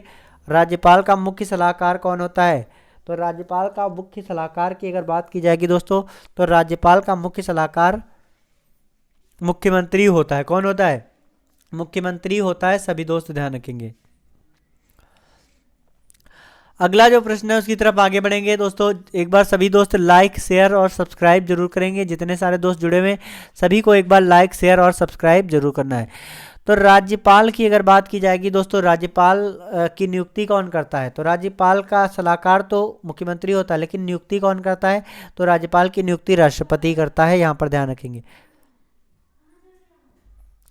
यहाँ पर दोस्तों विधायक, यहाँ पर अगला क्वेश्चन क्या है ध्यान से देखेंगे, विधानसभा में धन विधेयक किसकी पूर्ति की अनुमति पर पेश किया जाता है। तो दोस्तों विधानसभा में धन विधेयक की अगर बात की जाएगी किसकी अनुपूर्ति, यहाँ पर दोस्तों समझने का प्रयास करेंगे। यहाँ पर किसकी पूर्व अनुमति पर दोस्तों, किसकी पूर्व अनुमति पर पेश किया जाता है, अनुमति पर पेश किया जाता है, तो इसका एकदम करेक्ट आंसर है राज्यपाल। तो दोस्तों विधानसभा में धन विधेयक राज्यपाल की अनुमति पर पेश किया जाता है। राज्यपाल होने के लिए दोस्तों कितनी न्यूनतम उम्र होनी चाहिए, 35 वर्ष होना चाहिए, भारत का सदस्य होना चाहिए, पागल तथा दिवालिया नहीं होना चाहिए। इसका कार्यकाल कितना होता है, 5 वर्ष का कार्यकाल होता है, सभी दोस्त ध्यान रखेंगे। राष्ट्रपति के द्वारा नियुक्त किया जाता है। साथ ही साथ में दोस्तों इसके अंतर्गत कौन कौन सी शक्तियां होती है, कार्यकारी शक्तियां, वित्तीय शक्तियां और दोस्तों क्षमादान की शक्ति होती है, लेकिन राष्ट्रपति के बराबर नहीं होती है। तो राज्यपाल के पास में अगर बात की जाएगी न्यायिक और क्षमादान शक्तियों में कौन कौन कौन सी सॉरी दोस्तों कौन कौन सी शक्तियां नहीं होती हैं, इसको हम लोग ध्यान रखेंगे। तो राज्यपाल कभी दोस्तों मृत्युदंड को नहीं रोक सकता है, या फिर मृत्युदंड को दोस्तों दंडादेश को क्षमा नहीं प्रदान कर सकता है। ये सभी दोस्त ध्यान रखेंगे। मृत्युदंडादेश को राज्यपाल नहीं दोस्तों क्षमा करने की शक्ति है राज्यपाल के पास, यह शक्ति केवल राष्ट्रपति के पास में है। और साथ ही साथ में दोस्तों सेना न्यायालयों के दंडादेश को की शक्ति नहीं है। तो दोस्तों सेना न्यायालय के जो निर्णय होते हैं उनमें क्षमादान की शक्ति किसके पास नहीं है? सेना न्यायालय के दोस्तों जो निर्णय है इनमें दोस्तों क्षमादान की शक्ति राज्यपाल के पास नहीं। तो ये दोस्तों जरूर ध्यान रखेंगे, मृत्युदंडादेश में क्षमादान की शक्ति नहीं है, और साथ ही साथ में दोस्तों न्यायालय के दंडादेश की शक्ति राज्यपाल के पास में नहीं होती है। अगला जो प्रश्न है उसकी तरफ आगे बढ़ेंगे। जी हाँ दोस्तों, फटाफट से आप सभी लोग लाइक और शेयर जरूर करेंगे। राज्यपाल का कार्यकाल कितना होता है कमेंट सेक्शन में छाप देंगे। तो आपको अभी बताया राज्यपाल का कार्यकाल कितना होता है, एक बार कमेंट सेक्शन में बताएंगे सभी दोस्त। तो राज्यपाल का कार्यकाल दोस्तों 5 वर्ष का होता है। राज्यपाल का कार्यकाल दोस्तों 5 वर्ष का होता है, सभी दोस्त ध्यान रखेंगे। अगला जो प्रश्न है उसकी तरफ आगे बढ़ेंगे, बहुत ही महत्वपूर्ण प्रश्न है दोस्तों, सभी दोस्त ध्यान रखेंगे। दोस्तों थोड़ा सा स्वास्थ्य गड़बड़ है, उसके होने के बावजूद भी हम आपकी पूरी संपूर्ण क्लास करवाने वाले हैं। आप सभी दोस्त लास्ट तक बने रहेंगे। ये हौसला, ये जुनून लास्ट तक बना रहेगा। जब तक कि आपका सिलेक्शन नहीं हो जाएगा तब तक हम बिल्कुल दम नहीं लेने वाले हैं। कहते हैं दोस्तों, अगर मंजिल है पहाड़ तो हम भी मांझी हैं, जब तक तोड़ेंगे नहीं तब तक छोड़ेंगे नहीं। दोस्तों प्रतिदिन शाम को आपकी क्लास होती है, वही लगभग 8 से 8:30 बजे के बीच में दोस्तों आपको क्लास देखने को मिलेगी। तो आप प्रतिदिन जुड़कर लाइव क्लास में जरूर जुड़ेंगे और बेस्ट तरीके से तैयारी करेंगे। निम्नलिखित में से कौन सी महिला किसी राज्य की राज्यपाल थी? तो पहली महिला राज्यपाल अगर बात की जाएगी सरोजिनी नायडू थी। तो सरोजिनी नायडू दोस्तों उत्तर प्रदेश की पहली महिला राज्यपाल बनी थी, सभी दोस्त ध्यान रखेंगे। यहाँ पर दोस्तों सुचेता कृपलानी पहली मुख्यमंत्री बनी थी, सभी दोस्त ध्यान रखेंगे। या भारत की पहली सीएम कौन बनी किसी भी राज्य की? तो सुचेता कृपलानी किस राज्य की बनी थी? उत्तर प्रदेश की। इंदिरा गांधी दोस्तों पहली प्राइम मिनिस्टर कौन बनी थी? महिला, इंदिरा गांधी। विजया लक्ष्मी पंडित दोस्तों पहली महिला एम्बेसडर। दोस्तों राजदूत कौन बनी? यूएनओ की राजदूत पहली महिला कौन बनी? तो दोस्तों विजया लक्ष्मी पंडित है, ये यूएनओ की राजदूत बनी। तो यहाँ पर दोस्तों यहाँ पर राज्यपाल से संबंधित प्रश्न था, बाकी अन्य सभी का हमने आपको जितना महत्वपूर्ण है दोस्तों हर एक के बारे में हमने आपको बताया। इसी तरीके से दोस्तों हर एक क्वेश्चन के एनालिसिस करके आपको पढ़ाने वाले, लास्ट तक आप लोग बने रहेंगे। जम्मू कश्मीर का सदर ए रियासत पदनाम कब बदलकर राज्यपाल कर दिया गया? कमेंट सेक्शन में छाप देंगे। जम्मू कश्मीर का सदर ए रियासत पदनाम कब बदलकर राज्यपाल कर दिया गया? तो दोस्तों इसका एकदम करेक्ट आंसर है 1965 में। दोस्तों 1965 में सदर ए रियासत का नाम बदल के राज्यपाल कर दिया गया। अगला जो प्रश्न है उसकी तरफ आगे बढ़ेंगे। विधानसभा सदस्य में निर्वाचित होने के लिए न्यूनतम उम्र कितनी होनी चाहिए? कमेंट सेक्शन में छाप देंगे। तो दोस्तों विधानसभा की अगर बात की जाएगी तो विधानसभा में न्यूनतम उम्र कितनी होनी चाहिए? विधानसभा में दोस्तों न्यूनतम उम्र होनी चाहिए लगभग दोस्तों विधानसभा में निर्वाचित होने के लिए न्यूनतम उम्र दोस्तों 25 वर्ष होनी चाहिए। कितनी होनी चाहिए? विधानसभा में 25 वर्ष होनी चाहिए, सभी दोस्त ध्यान रखेंगे। और विधानसभा परिषद की बात की जाएगी, यहाँ पर एक होता है विधान सभा दोस्तों, एक होता है विधानसभा परिषद। तो विधानसभा में दोस्तों 25 वर्ष, और इसमें कार्यकाल कितना होता है? विधानसभा से के सदस्य का कार्यकाल कितना होता है? एक बार कमेंट सेक्शन में छाप देंगे। तो विधानसभा के सदस्य का कार्यकाल दोस्तों 5 वर्ष का होता है। कितने वर्ष का? 5 वर्ष का होता है, सभी दोस्त ध्यान रखेंगे। अगला जो प्रश्न है उसकी तरफ आगे बढ़ेंगे। जी हाँ दोस्तों, फटाफट से आप सभी दोस्त लाइक और शेयर जरूर करेंगे। अगर आपसे पूछा जाता है विधान परिषद की, तो दोस्तों विधान परिषद में अगर आपसे पूछा जाता यही प्रश्न कि विधान परिषद में दोस्तों सदस्य की निर्वाचित होने की न्यूनतम उम्र कितनी है, तो यहाँ पर तब आपको दोस्तों सदस्य की न्यूनतम उम्र कितनी हो जाएगी? 30 वर्ष दोस्तों हो जाएगी। और कार्यकाल की अगर बात की जाएगी दोस्तों, तो कार्यकाल दोस्तों होता है 6 वर्ष का। और इसमें दोस्तों विधानसभा में दोस्तों 1/6 सदस्यों को राज्यपाल साहित्य, कला और समाज सेवी के नाम पर, आंदोलन के नाम पर दोस्तों निर्दिष्ट करता है, 1/6 सदस्यों को। अगला जो प्रश्न है उसकी तरफ आगे बढ़ेंगे। विधानसभा परिषद का विघटन कितने वर्षों पर होता है? कमेंट सेक्शन में छाप देंगे। विधानसभा परिषद का विघटन कितने वर्षों पर होता है, कमेंट सेक्शन में छाप देंगे। तो दोस्तों विधानसभा परिषद, हमेशा आप लोग दोस्तों ध्यान रखेंगे, विधानसभा परिषद की अगर बात की जाएगी तो विधानसभा का परिषद और साथ ही साथ में दोस्तों राज्यसभा का विघटन कभी भी नहीं होता है। विधानसभा परिषद और राज्यसभा का विघटन कभी भी नहीं होता है, सभी दोस्त ध्यान रखेंगे। अगला, वर्तमान समय में कितने राज्यों में विधानसभा परिषद अस्तित्व में है, कमेंट सेक्शन में छाप देंगे।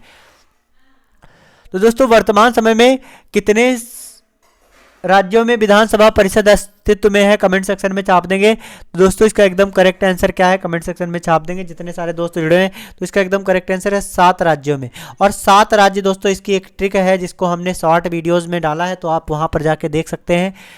तो कितने विधानसभा परिषद हैं, तो 7 हैं, सभी दोस्त ध्यान रखेंगे। और इनको नाम है हम आपको बता रखे हैं। उत्तर प्रदेश, दोस्तों ध्यान से देखेंगे, उत्तर प्रदेश, कर्नाटक,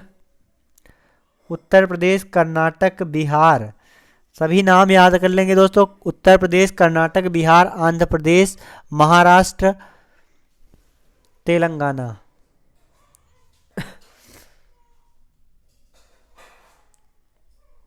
आंध्र प्रदेश, महाराष्ट्र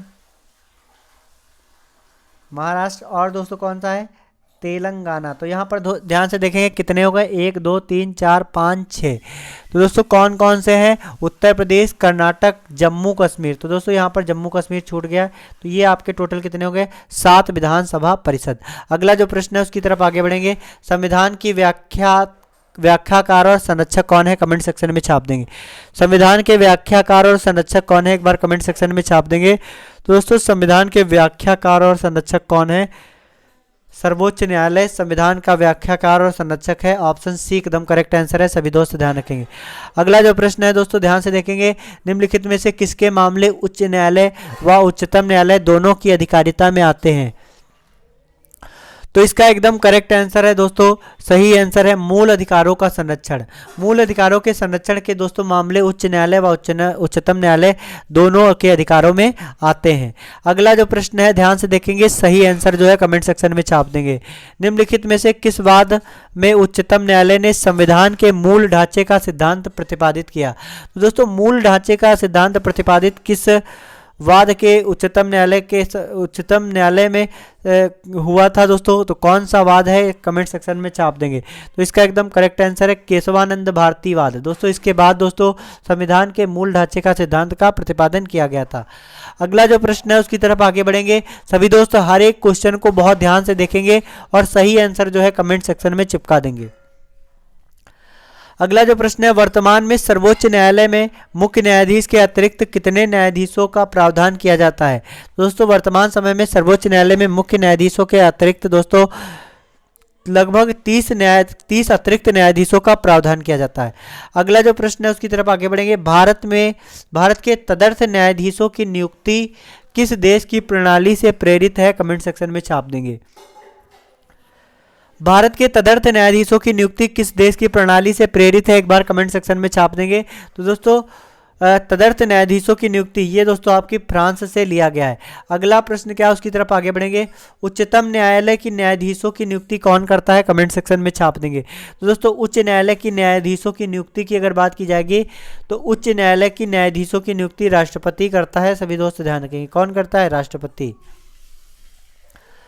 अगला जो प्रश्न है उसकी तरफ आगे बढ़ेंगे। जब राष्ट्रपति और उपराष्ट्रपति का पद खाली होता है तो भारत के राष्ट्रपति के पद पर कौन था,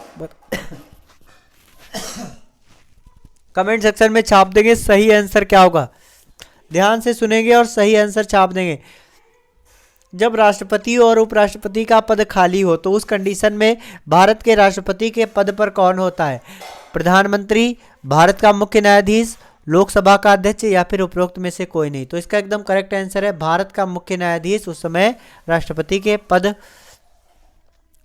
का पद होता है, किसके पास होता है, भारत के मुख्य न्यायाधीश। अगला जो प्रश्न है उसकी तरफ आगे बढ़ेंगे। सर्वोच्च न्यायालय में न्यायाधीश की नियुक्ति के लिए व्यक्ति को कम से कम कितने वर्ष उच्च न्यायालय का एडवोकेट होना चाहिए। तो दोस्तों अगर सर्वोच्च न्यायालय का न्यायाधीश की नियुक्ति के लिए किसी भी व्यक्ति को दोस्तों कम से कम 10 वर्ष दोस्तों उच्च न्यायालय का एडवोकेट होना चाहिए। अगला जो प्रश्न है उसकी तरफ आगे बढ़ेंगे। उच्च न्यायालय के मुख्य न्यायाधीश की नियुक्ति कौन करता है, कमेंट सेक्शन में छाप देंगे। तो दोस्तों उच्च न्यायालय की मुख्य न्यायाधीश की नियुक्ति राष्ट्रपति करता है। कौन करता है, राष्ट्रपति करता है। ऑप्शन ए आपका एकदम करेक्ट आंसर है। सभी दोस्त ध्यान रखेंगे, एक बार सभी दोस्त लाइक और शेयर जरूर करेंगे, साथ ही साथ में चैनल को सब्सक्राइब करेंगे। अगला प्रश्न है दोस्तों, उच्च न्यायालय के न्यायाधीशों को शपथ ग्रहण कौन करवाता है। तो उच्च न्यायालय के न्यायाधीशों को शपथ कौन ग्रहण करवाता है। तो दोस्तों अगर बात किया जाता है उच्च न्यायालय के न्यायाधीशों को शपथ कौन ग्रहण करवाता है, तो इसका एकदम करेक्ट आंसर है राज्यपाल। उच्च न्यायालय के न्यायाधीशों को शपथ कौन ग्रहण करवाता है, राज्यपाल। सर्वोच्च न्यायालय के न्यायाधीश को कौन ग्रहण करवाता है, राष्ट्रपति। अगला जो प्रश्न है उसकी तरफ आगे बढ़ेंगे। उच्च न्यायालय के क्षेत्राधिकार को कम या अधिक करने का अधिकार किसे है। तो दोस्तों उच्च न्यायालय के क्षेत्राधिकार को कम या अधिक करने का अधिकार किसे है, कमेंट सेक्शन में छाप देंगे। तो दोस्तों उच्च न्यायालय के अधिकारों को कम या अधिक करने का अधिकार किसके पास में है, राज्यपाल के पास में है। सॉरी दोस्तों, संसद के पास में। यहाँ पर थोड़ा ध्यान देंगे, किसके पास में, संसद के पास में। राज्यपाल दोस्तों उच्च न्यायालय के न्यायाधीश को शपथ दिलवाता है।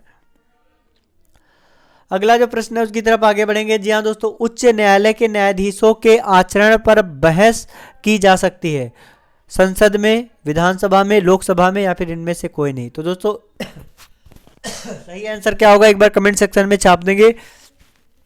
उच्च न्यायालय के न्यायाधीशों के आचरण पर बहस की जाती है, तो उच्च न्यायालय के न्यायाधीशों पर आचरण में बहस कहीं भी नहीं की जा सकती। इनमें से नहीं होगा दोस्तों, इनमें से नहीं।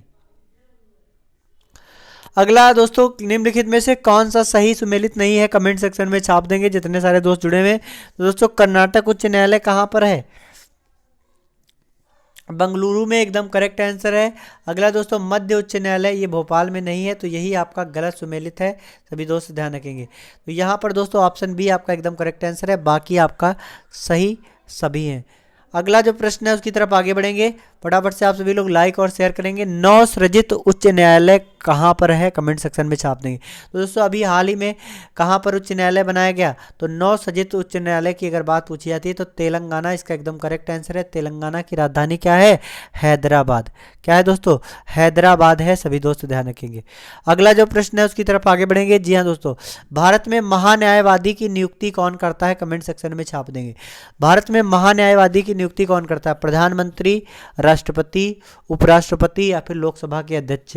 तो भारत में दोस्तों महान्यायवादी की नियुक्ति कौन करता है, तो भारत में महान्यायवादी की नियुक्ति कौन करता है, कमेंट सेक्शन में छाप देंगे। तो इसका एकदम करेक्ट आंसर है दोस्तों राष्ट्रपति।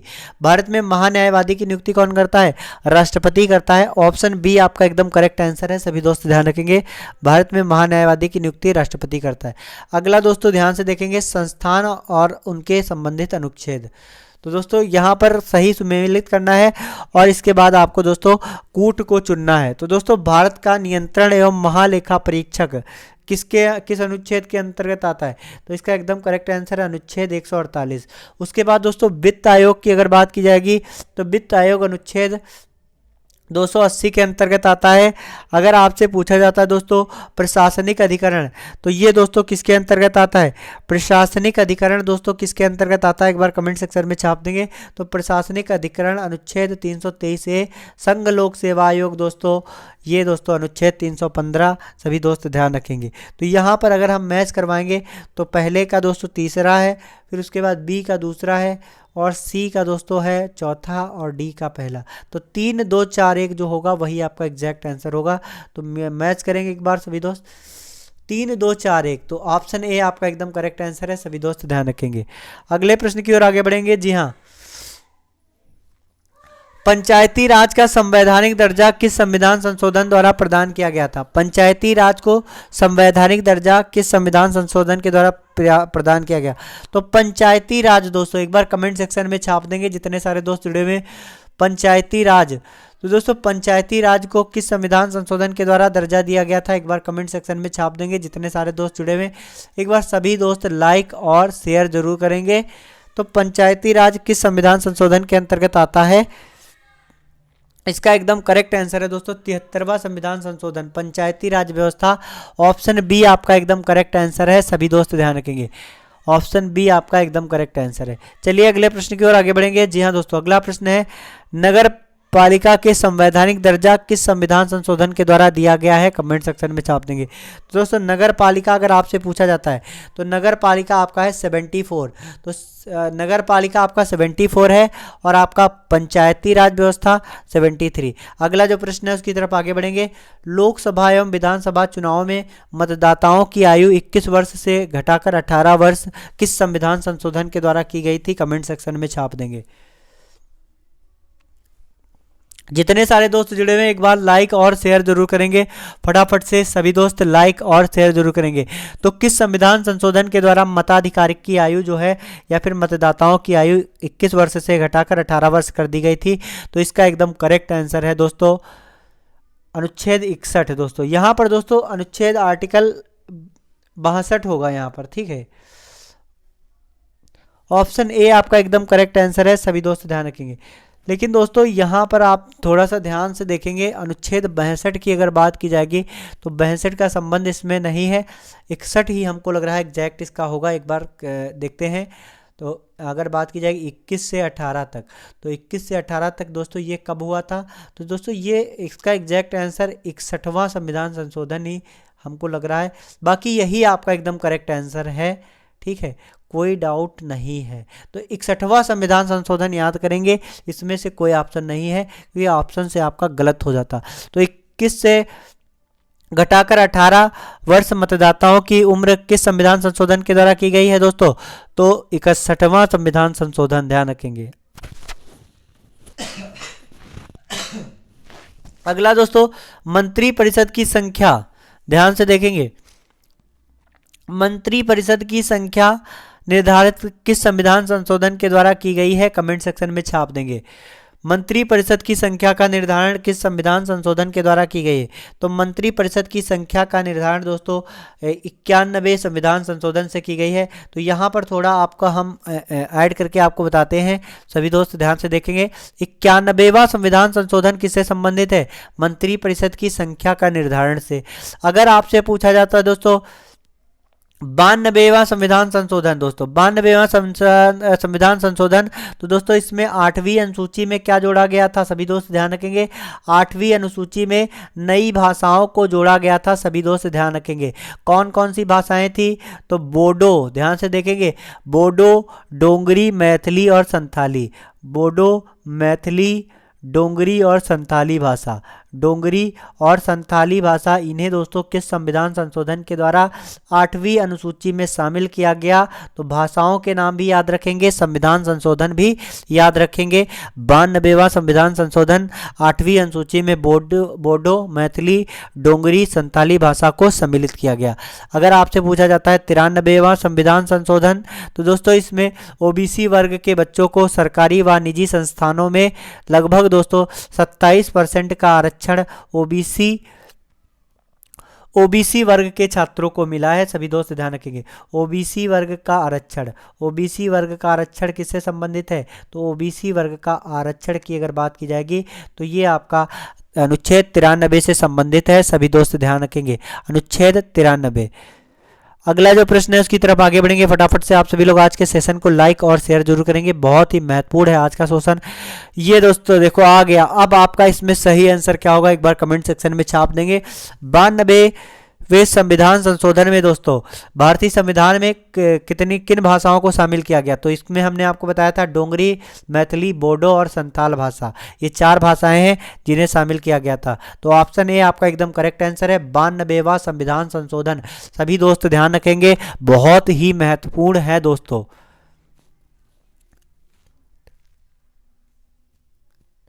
तो यहाँ पर दोस्तों 92वां संविधान संशोधन किस अनुसूची में जोड़ा गया? 8वीं अनुसूची में, 8वीं अनुसूची में जोड़ा गया, सभी दोस्त ध्यान रखेंगे। 8वीं अनुसूची में 4 भाषाओं को जोड़ा गया, डोंगरी, मैथिली, बोडो व संथाल। 92वां संविधान संशोधन। अगला जो प्रश्न है उसकी तरफ आगे बढ़ेंगे। किस संविधान संशोधन के द्वारा 6 से 14 वर्ष तक की आयु के बच्चों को निःशुल्क शिक्षा का प्रावधान किया गया है? कमेंट सेक्शन में छाप देंगे। तो किस संविधान संशोधन के द्वारा 6 से 14 वर्ष तक के बच्चों को निःशुल्क शिक्षा का प्रावधान किया गया था? तो इसका एकदम करेक्ट आंसर है दोस्तों 86वां संविधान संशोधन। 86वां संविधान संशोधन दोस्तों, इसमें 6 से 14 वर्ष तक के बच्चों को निःशुल्क शिक्षा का प्रावधान किया गया था।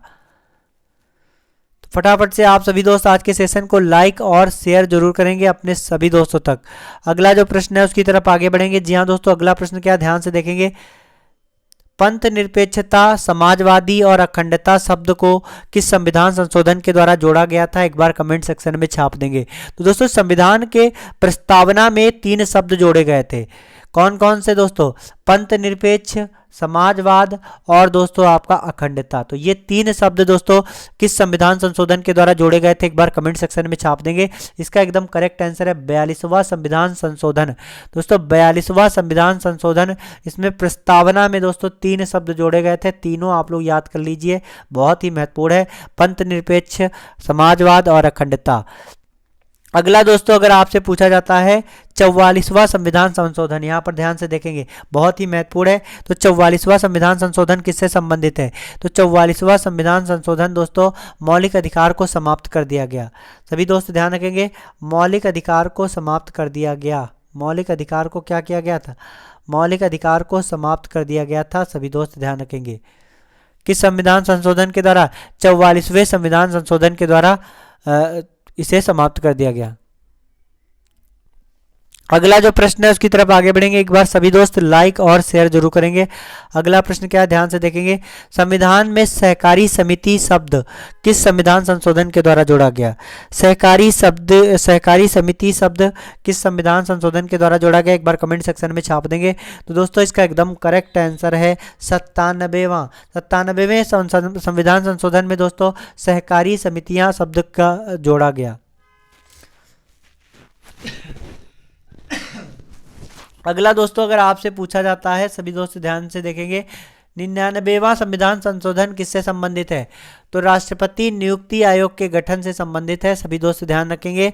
100वां संविधान संशोधन दोस्तों भारत और बांग्लादेश में एनक्लेव टेरिटरी के आदान प्रदान के दोस्तों मान्यता दिया गया है 100वें संविधान संशोधन के द्वारा। सभी दोस्त ध्यान रखेंगे। अगला जो प्रश्न है उसकी तरफ आगे बढ़ेंगे। किस संविधान संशोधन को लघु संशोधन कहा जाता है? कमेंट सेक्शन में छाप देंगे। तो दोस्तों इसमें सही आंसर क्या होगा? एक बार कमेंट सेक्शन में छाप देंगे। किस संविधान संशोधन को लघु संविधान संशोधन कहा जाता है? इसका एकदम करेक्ट आंसर है 42वां संविधान संशोधन। दोस्तों 42वां संविधान संशोधन कब हुआ था? 1976 में दोस्तों। इसमें दोस्तों प्रस्तावना में 3 शब्द जोड़े गए थे। प्रस्तावना में 3 शब्द जोड़े गए थे। कौन कौन से दोस्तों? पंथ निरपेक्ष, सभी दोस्त ध्यान रखेंगे, पंथ निरपेक्ष और दोस्तों आपका समाजवाद और अखंडता। पंथ निरपेक्ष, समाजवाद और दोस्तों आपका अखंडता, ये 3 शब्द जोड़े गए थे। सभी दोस्त ध्यान रखेंगे। चलिए दोस्तों अगले प्रश्न की ओर आगे बढ़ेंगे। एक बार सभी दोस्त लाइक और शेयर जरूर करेंगे। अगला जो प्रश्न है, सिक्किम को पूर्ण राज्य, ध्यान से देखेंगे, सिक्किम को पूर्ण राज्य का दर्जा किस संविधान संशोधन के द्वारा प्रदान किया गया था? कमेंट सेक्शन में छाप देंगे। तो सिक्किम को पूर्ण राज्य का दर्जा किस संविधान संशोधन के द्वारा प्रदान किया गया था? तो इसका एकदम करेक्ट आंसर है 36वां संविधान संशोधन। दोस्तों 36वें संविधान संशोधन के द्वारा सिक्किम को पूर्ण राज्य का दर्जा मिला था। सभी दोस्त ध्यान रखेंगे। अगर आपसे दोस्तों पूछा जाता है 14वां संविधान संशोधन, तो दोस्तों 14वें संविधान संशोधन में पुदुचेरी को भारत का अंग बनाया गया था। सभी दोस्त ध्यान रखेंगे, पुदुचेरी को भारत का अंग बनाया गया था। यहाँ पर ये बहुत ही इंपॉर्टेंट है, सभी दोस्त ध्यान रखेंगे। अगला जो प्रश्न है उसकी तरफ आगे बढ़ेंगे। जी हाँ दोस्तों, फटाफट से आप सभी लोग लाइक और शेयर जरूर करेंगे। यहाँ पर दोस्तों अगला प्रश्न ध्यान से देखेंगे। यहाँ पर कुछ अनुसूचियाँ दी गई हैं और ये किससे संबंधित है? कमेंट सेक्शन में छाप देंगे। तो दोस्तों हम इसका सीधे से आंसर आपको बताने वाले हैं, बाद में आप लोग आंसर ऑप्शन से मैच करेंगे। चतुर्थ अनुसूची का संबंध किससे है? तो दोस्तों अनुसूचियाँ हैं, किसका संबंध किससे है? फटाफट से कमेंट सेक्शन में छाप देंगे। जितने सारे दोस्त जुड़े हैं एक बार सभी को लाइक और शेयर जरूर करना है। जितने सारे दोस्त जुड़े हुए हैं एक बार सभी को लाइक और शेयर जरूर करना है। तो बताएंगे चतुर्थ अनुसूची, षष्ठ अनुसूची, अष्टम अनुसूची और नवम अनुसूची। तो किस अनुसूची का संबंध किससे है? एक बार सभी दोस्त कमेंट सेक्शन में छाप देंगे फटाफट से। तो दोस्तों सबसे पहले अगर बात की जाएगी चतुर्थ अनुसूची, तो चतुर्थ अनुसूची का संबंध किससे है बताएंगे। तो चतुर्थ अनुसूची का संबंध दोस्तों राज्य भाषा से है। षष्ठ अनुसूची का संबंध किससे है? जनजातीय क्षेत्र से है। अष्टम अनुसूची का संबंध किससे है? भाषा से है। अगर आपसे पूछा जाता है नवम अनुसूची का संबंध किससे है? भूमि, नवी अनुसूची, भूमि सुधार। तो ध्यान रखेंगे, नवी अनुसूची, भूमि सुधार, बहुत बार पूछा गया। तो दोस्तों पहले का ए का 3 हो गया, फिर आपका क्या हो गया 4, फिर 2 1, 3 4 2 1 मैच करेंगे, वही आपका एग्जैक्ट आंसर होगा। तो इसका एकदम करेक्ट आंसर दोस्तों क्या है? ऑप्शन सी एकदम करेक्ट आंसर है। सभी दोस्त ध्यान रखेंगे। फटाफट से अगले प्रश्न की ओर आगे बढ़ेंगे। एक बार सभी दोस्त लाइक और शेयर और साथ ही साथ में दोस्तों एक अच्छा सा कमेंट करेंगे। अगर आपको वाकई में हमारी क्लास से कुछ सीखने को मिल रहा है तो सभी दोस्त लाइक और शेयर जरूर करेंगे।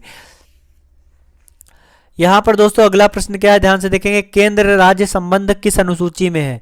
कमेंट सेक्शन में छाप देंगे। केंद्र राज्य संबंध किस अनुसूची में है? एक बार सभी दोस्त बताएंगे, जितने सारे दोस्त जुड़े हुए हैं। केंद्र राज्य संबंध किस अनुसूची में है? यहाँ पर आपके ऑप्शन है 7वीं अनुसूची, 8वीं अनुसूची, 9वीं अनुसूची और 6ठी अनुसूची। तो किससे संबंधित है दोस्तों? कमेंट सेक्शन में छाप देंगे। जितने सारे दोस्त जुड़े हुए हैं एक बार कमेंट सेक्शन में छाप देंगे फटाफट से। दोस्तों केंद्र राज्य का संबंध किससे है? एक बार सभी दोस्त बताएंगे। केंद्र राज्य का संबंध किस अनुसूची से है?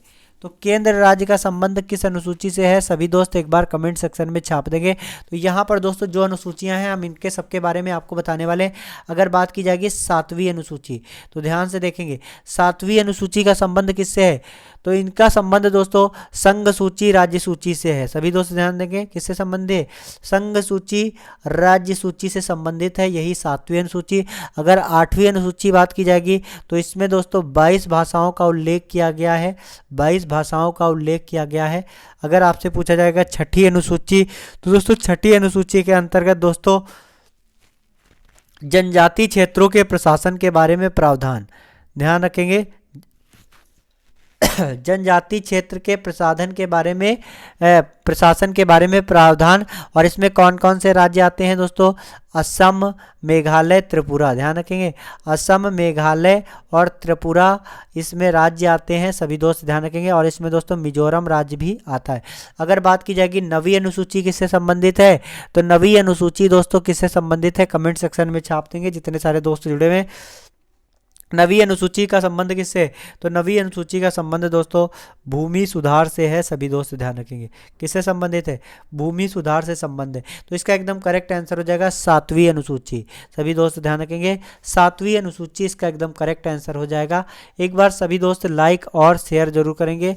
7वीं अनुसूची। अगला जो प्रश्न है उसकी तरफ आगे बढ़ेंगे। भारतीय संविधान के किस भाग को उसकी आत्मा की संज्ञा दी गई है? कमेंट सेक्शन में छाप देंगे। भारतीय संविधान के किस भाग को उसकी आत्मा की संज्ञा दी गई है? तो इसका एकदम करेक्ट आंसर है प्रस्तावना। भारतीय संविधान के किस भाग को संज्ञा दी गई है? तो आत्मा दोस्तों प्रस्तावना को कहा गया। अगला दोस्तों हमने आपको बताया था किस संविधान संशोधन के द्वारा दोस्तों किस संविधान संशोधन को लघु संविधान कहा जाता है? तो लघु संविधान किस संविधान संशोधन को कहा जाता है? तो प्रस्तावना में दोस्तों हमने आपको बताया था 3 शब्द जोड़े गए थे। तो इसका एकदम करेक्ट आंसर है 42वां संविधान संशोधन। 42वां संविधान संशोधन सभी दोस्त ध्यान रखेंगे। इसमें दोस्तों प्रस्तावना में पंथ निरपेक्षता, समाजवादी व अखंडता जोड़ा गया था। अगला जो प्रश्न है उसकी तरफ आगे बढ़ेंगे। भारतीय नागरिकों को प्राप्त मूल अधिकारों की संख्या कितनी है? तो भारतीय नागरिकों को प्राप्त मूल अधिकारों की संख्या कितनी है? कमेंट सेक्शन में छाप देंगे। तो भारतीय जो नागरिक हैं इनको कितने मूल अधिकार प्राप्त हैं? इसका एकदम करेक्ट आंसर है 6। ऑप्शन बी एकदम करेक्ट आंसर है। सभी दोस्त ध्यान रखेंगे। अगला संपत्ति के अधिकार का रक्षक किसे कहा जाता है? कमेंट सेक्शन में छाप देंगे जितने सारे दोस्त जुड़े हुए। संपत्ति के अधिकार का रक्षक किसे कहा जाता है? एक बार कमेंट सेक्शन में छाप देंगे। तो दोस्तों 44वें संविधान संशोधन को कहा जाता है। सभी दोस्त ध्यान रखेंगे 44वें संविधान। अगला दोस्तों ध्यान से देखेंगे। संविधान के मूल कर्तव्यों को शामिल करने की प्रेरणा किस देश से ली गई है? तो संविधान में मूल कर्तव्यों को शामिल करने की प्रेरणा किस देश से ली गई है? कमेंट सेक्शन में छाप देंगे। तो इसका एकदम करेक्ट आंसर क्या होगा? सभी दोस्त बताएंगे। तो मौलिक कर्तव्य दोस्तों, कर्तव्य मतलब ड्यूटी फिर आ गया दोस्तों, ड्यूटी करना है तो दोस्तों मौलिक कर्तव्य दोस्तों। तो ड्यूटी करना, अगर ड्यूटी नहीं करेंगे तो घर वाले दोस्तों रूस जाएंगे और तुमको बहुत पीटेंगे दोस्तों।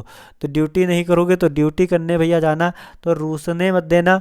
तो फंडामेंटल ड्यूटी अगर बात की जाएगी तो ये किस देश से लिया गया है, तो रूस से लिया गया। ऑप्शन ए आपका एकदम करेक्ट आंसर है। अगला जो प्रश्न है उसकी तरफ आगे बढ़ेंगे। संविधान में मूल कर्तव्यों की कुल संख्या कितनी है, कमेंट सेक्शन में छाप देंगे। दोस्तों संविधान में मूल कर्तव्यों की संख्या अगर बात की जाएगी तो इनकी संख्या वर्तमान समय में 10 है। ऑप्शन ए आपका एकदम करेक्ट आंसर है। सभी दोस्त ध्यान रखेंगे, मूल कर्तव्यों की संख्या कितनी है एक बार कमेंट सेक्शन में छाप देंगे। संविधान में मूल कर्तव्यों की संख्या कितनी है, सभी दोस्त एक बार कमेंट सेक्शन में छाप देंगे। तो इसका एकदम करेक्ट आंसर है, मूल कर्तव्य कितने हैं दोस्तों, तो 10 मौलिक कर्तव्य हैं। सभी दोस्त ध्यान रखेंगे। अगला जो प्रश्न है उसकी तरफ आगे बढ़ेंगे। अगला दोस्तों ध्यान से देखेंगे। अगला है निर्विरोध चुने जाने वाले राष्ट्रपति कौन है, कमेंट सेक्शन में छाप देंगे। वीवी गिरी, नीलम संजीवा रेड्डी, राजेंद्र प्रसाद या फिर एपीजे अब्दुल कलाम। तो दोस्तों निर्विरोध चुने जाने वाले राष्ट्रपति का नाम है नीलम संजीवा रेड्डी। ऑप्शन बी एकदम करेक्ट आंसर है। सभी दोस्त ध्यान रखेंगे। अगला जो प्रश्न है उसकी तरफ आगे बढ़ेंगे। जी हाँ दोस्तों ध्यान से देखेंगे। राष्ट्रपति पर महाभियोग का आरोप संसद के किस सदन के द्वारा लगाया जा सकता है, तो राष्ट्रपति पर दोस्तों महाभियोग का आरोप है संसद के किस सदन के द्वारा लगाया जा सकता है, तो इसका एकदम करेक्ट आंसर है संसद के किसी सदन के द्वारा भी लगाया जा सकता है राष्ट्रपति पर महाभियोग का आरोप। और राष्ट्रपति के महाभियोग इसे किस देश से लिया गया है, किस देश के संविधान से लिया गया है, तो इसका एकदम करेक्ट आंसर है यूएसए। इसे भी ध्यान रखेंगे। अगला जो प्रश्न है उसकी तरफ आगे बढ़ेंगे।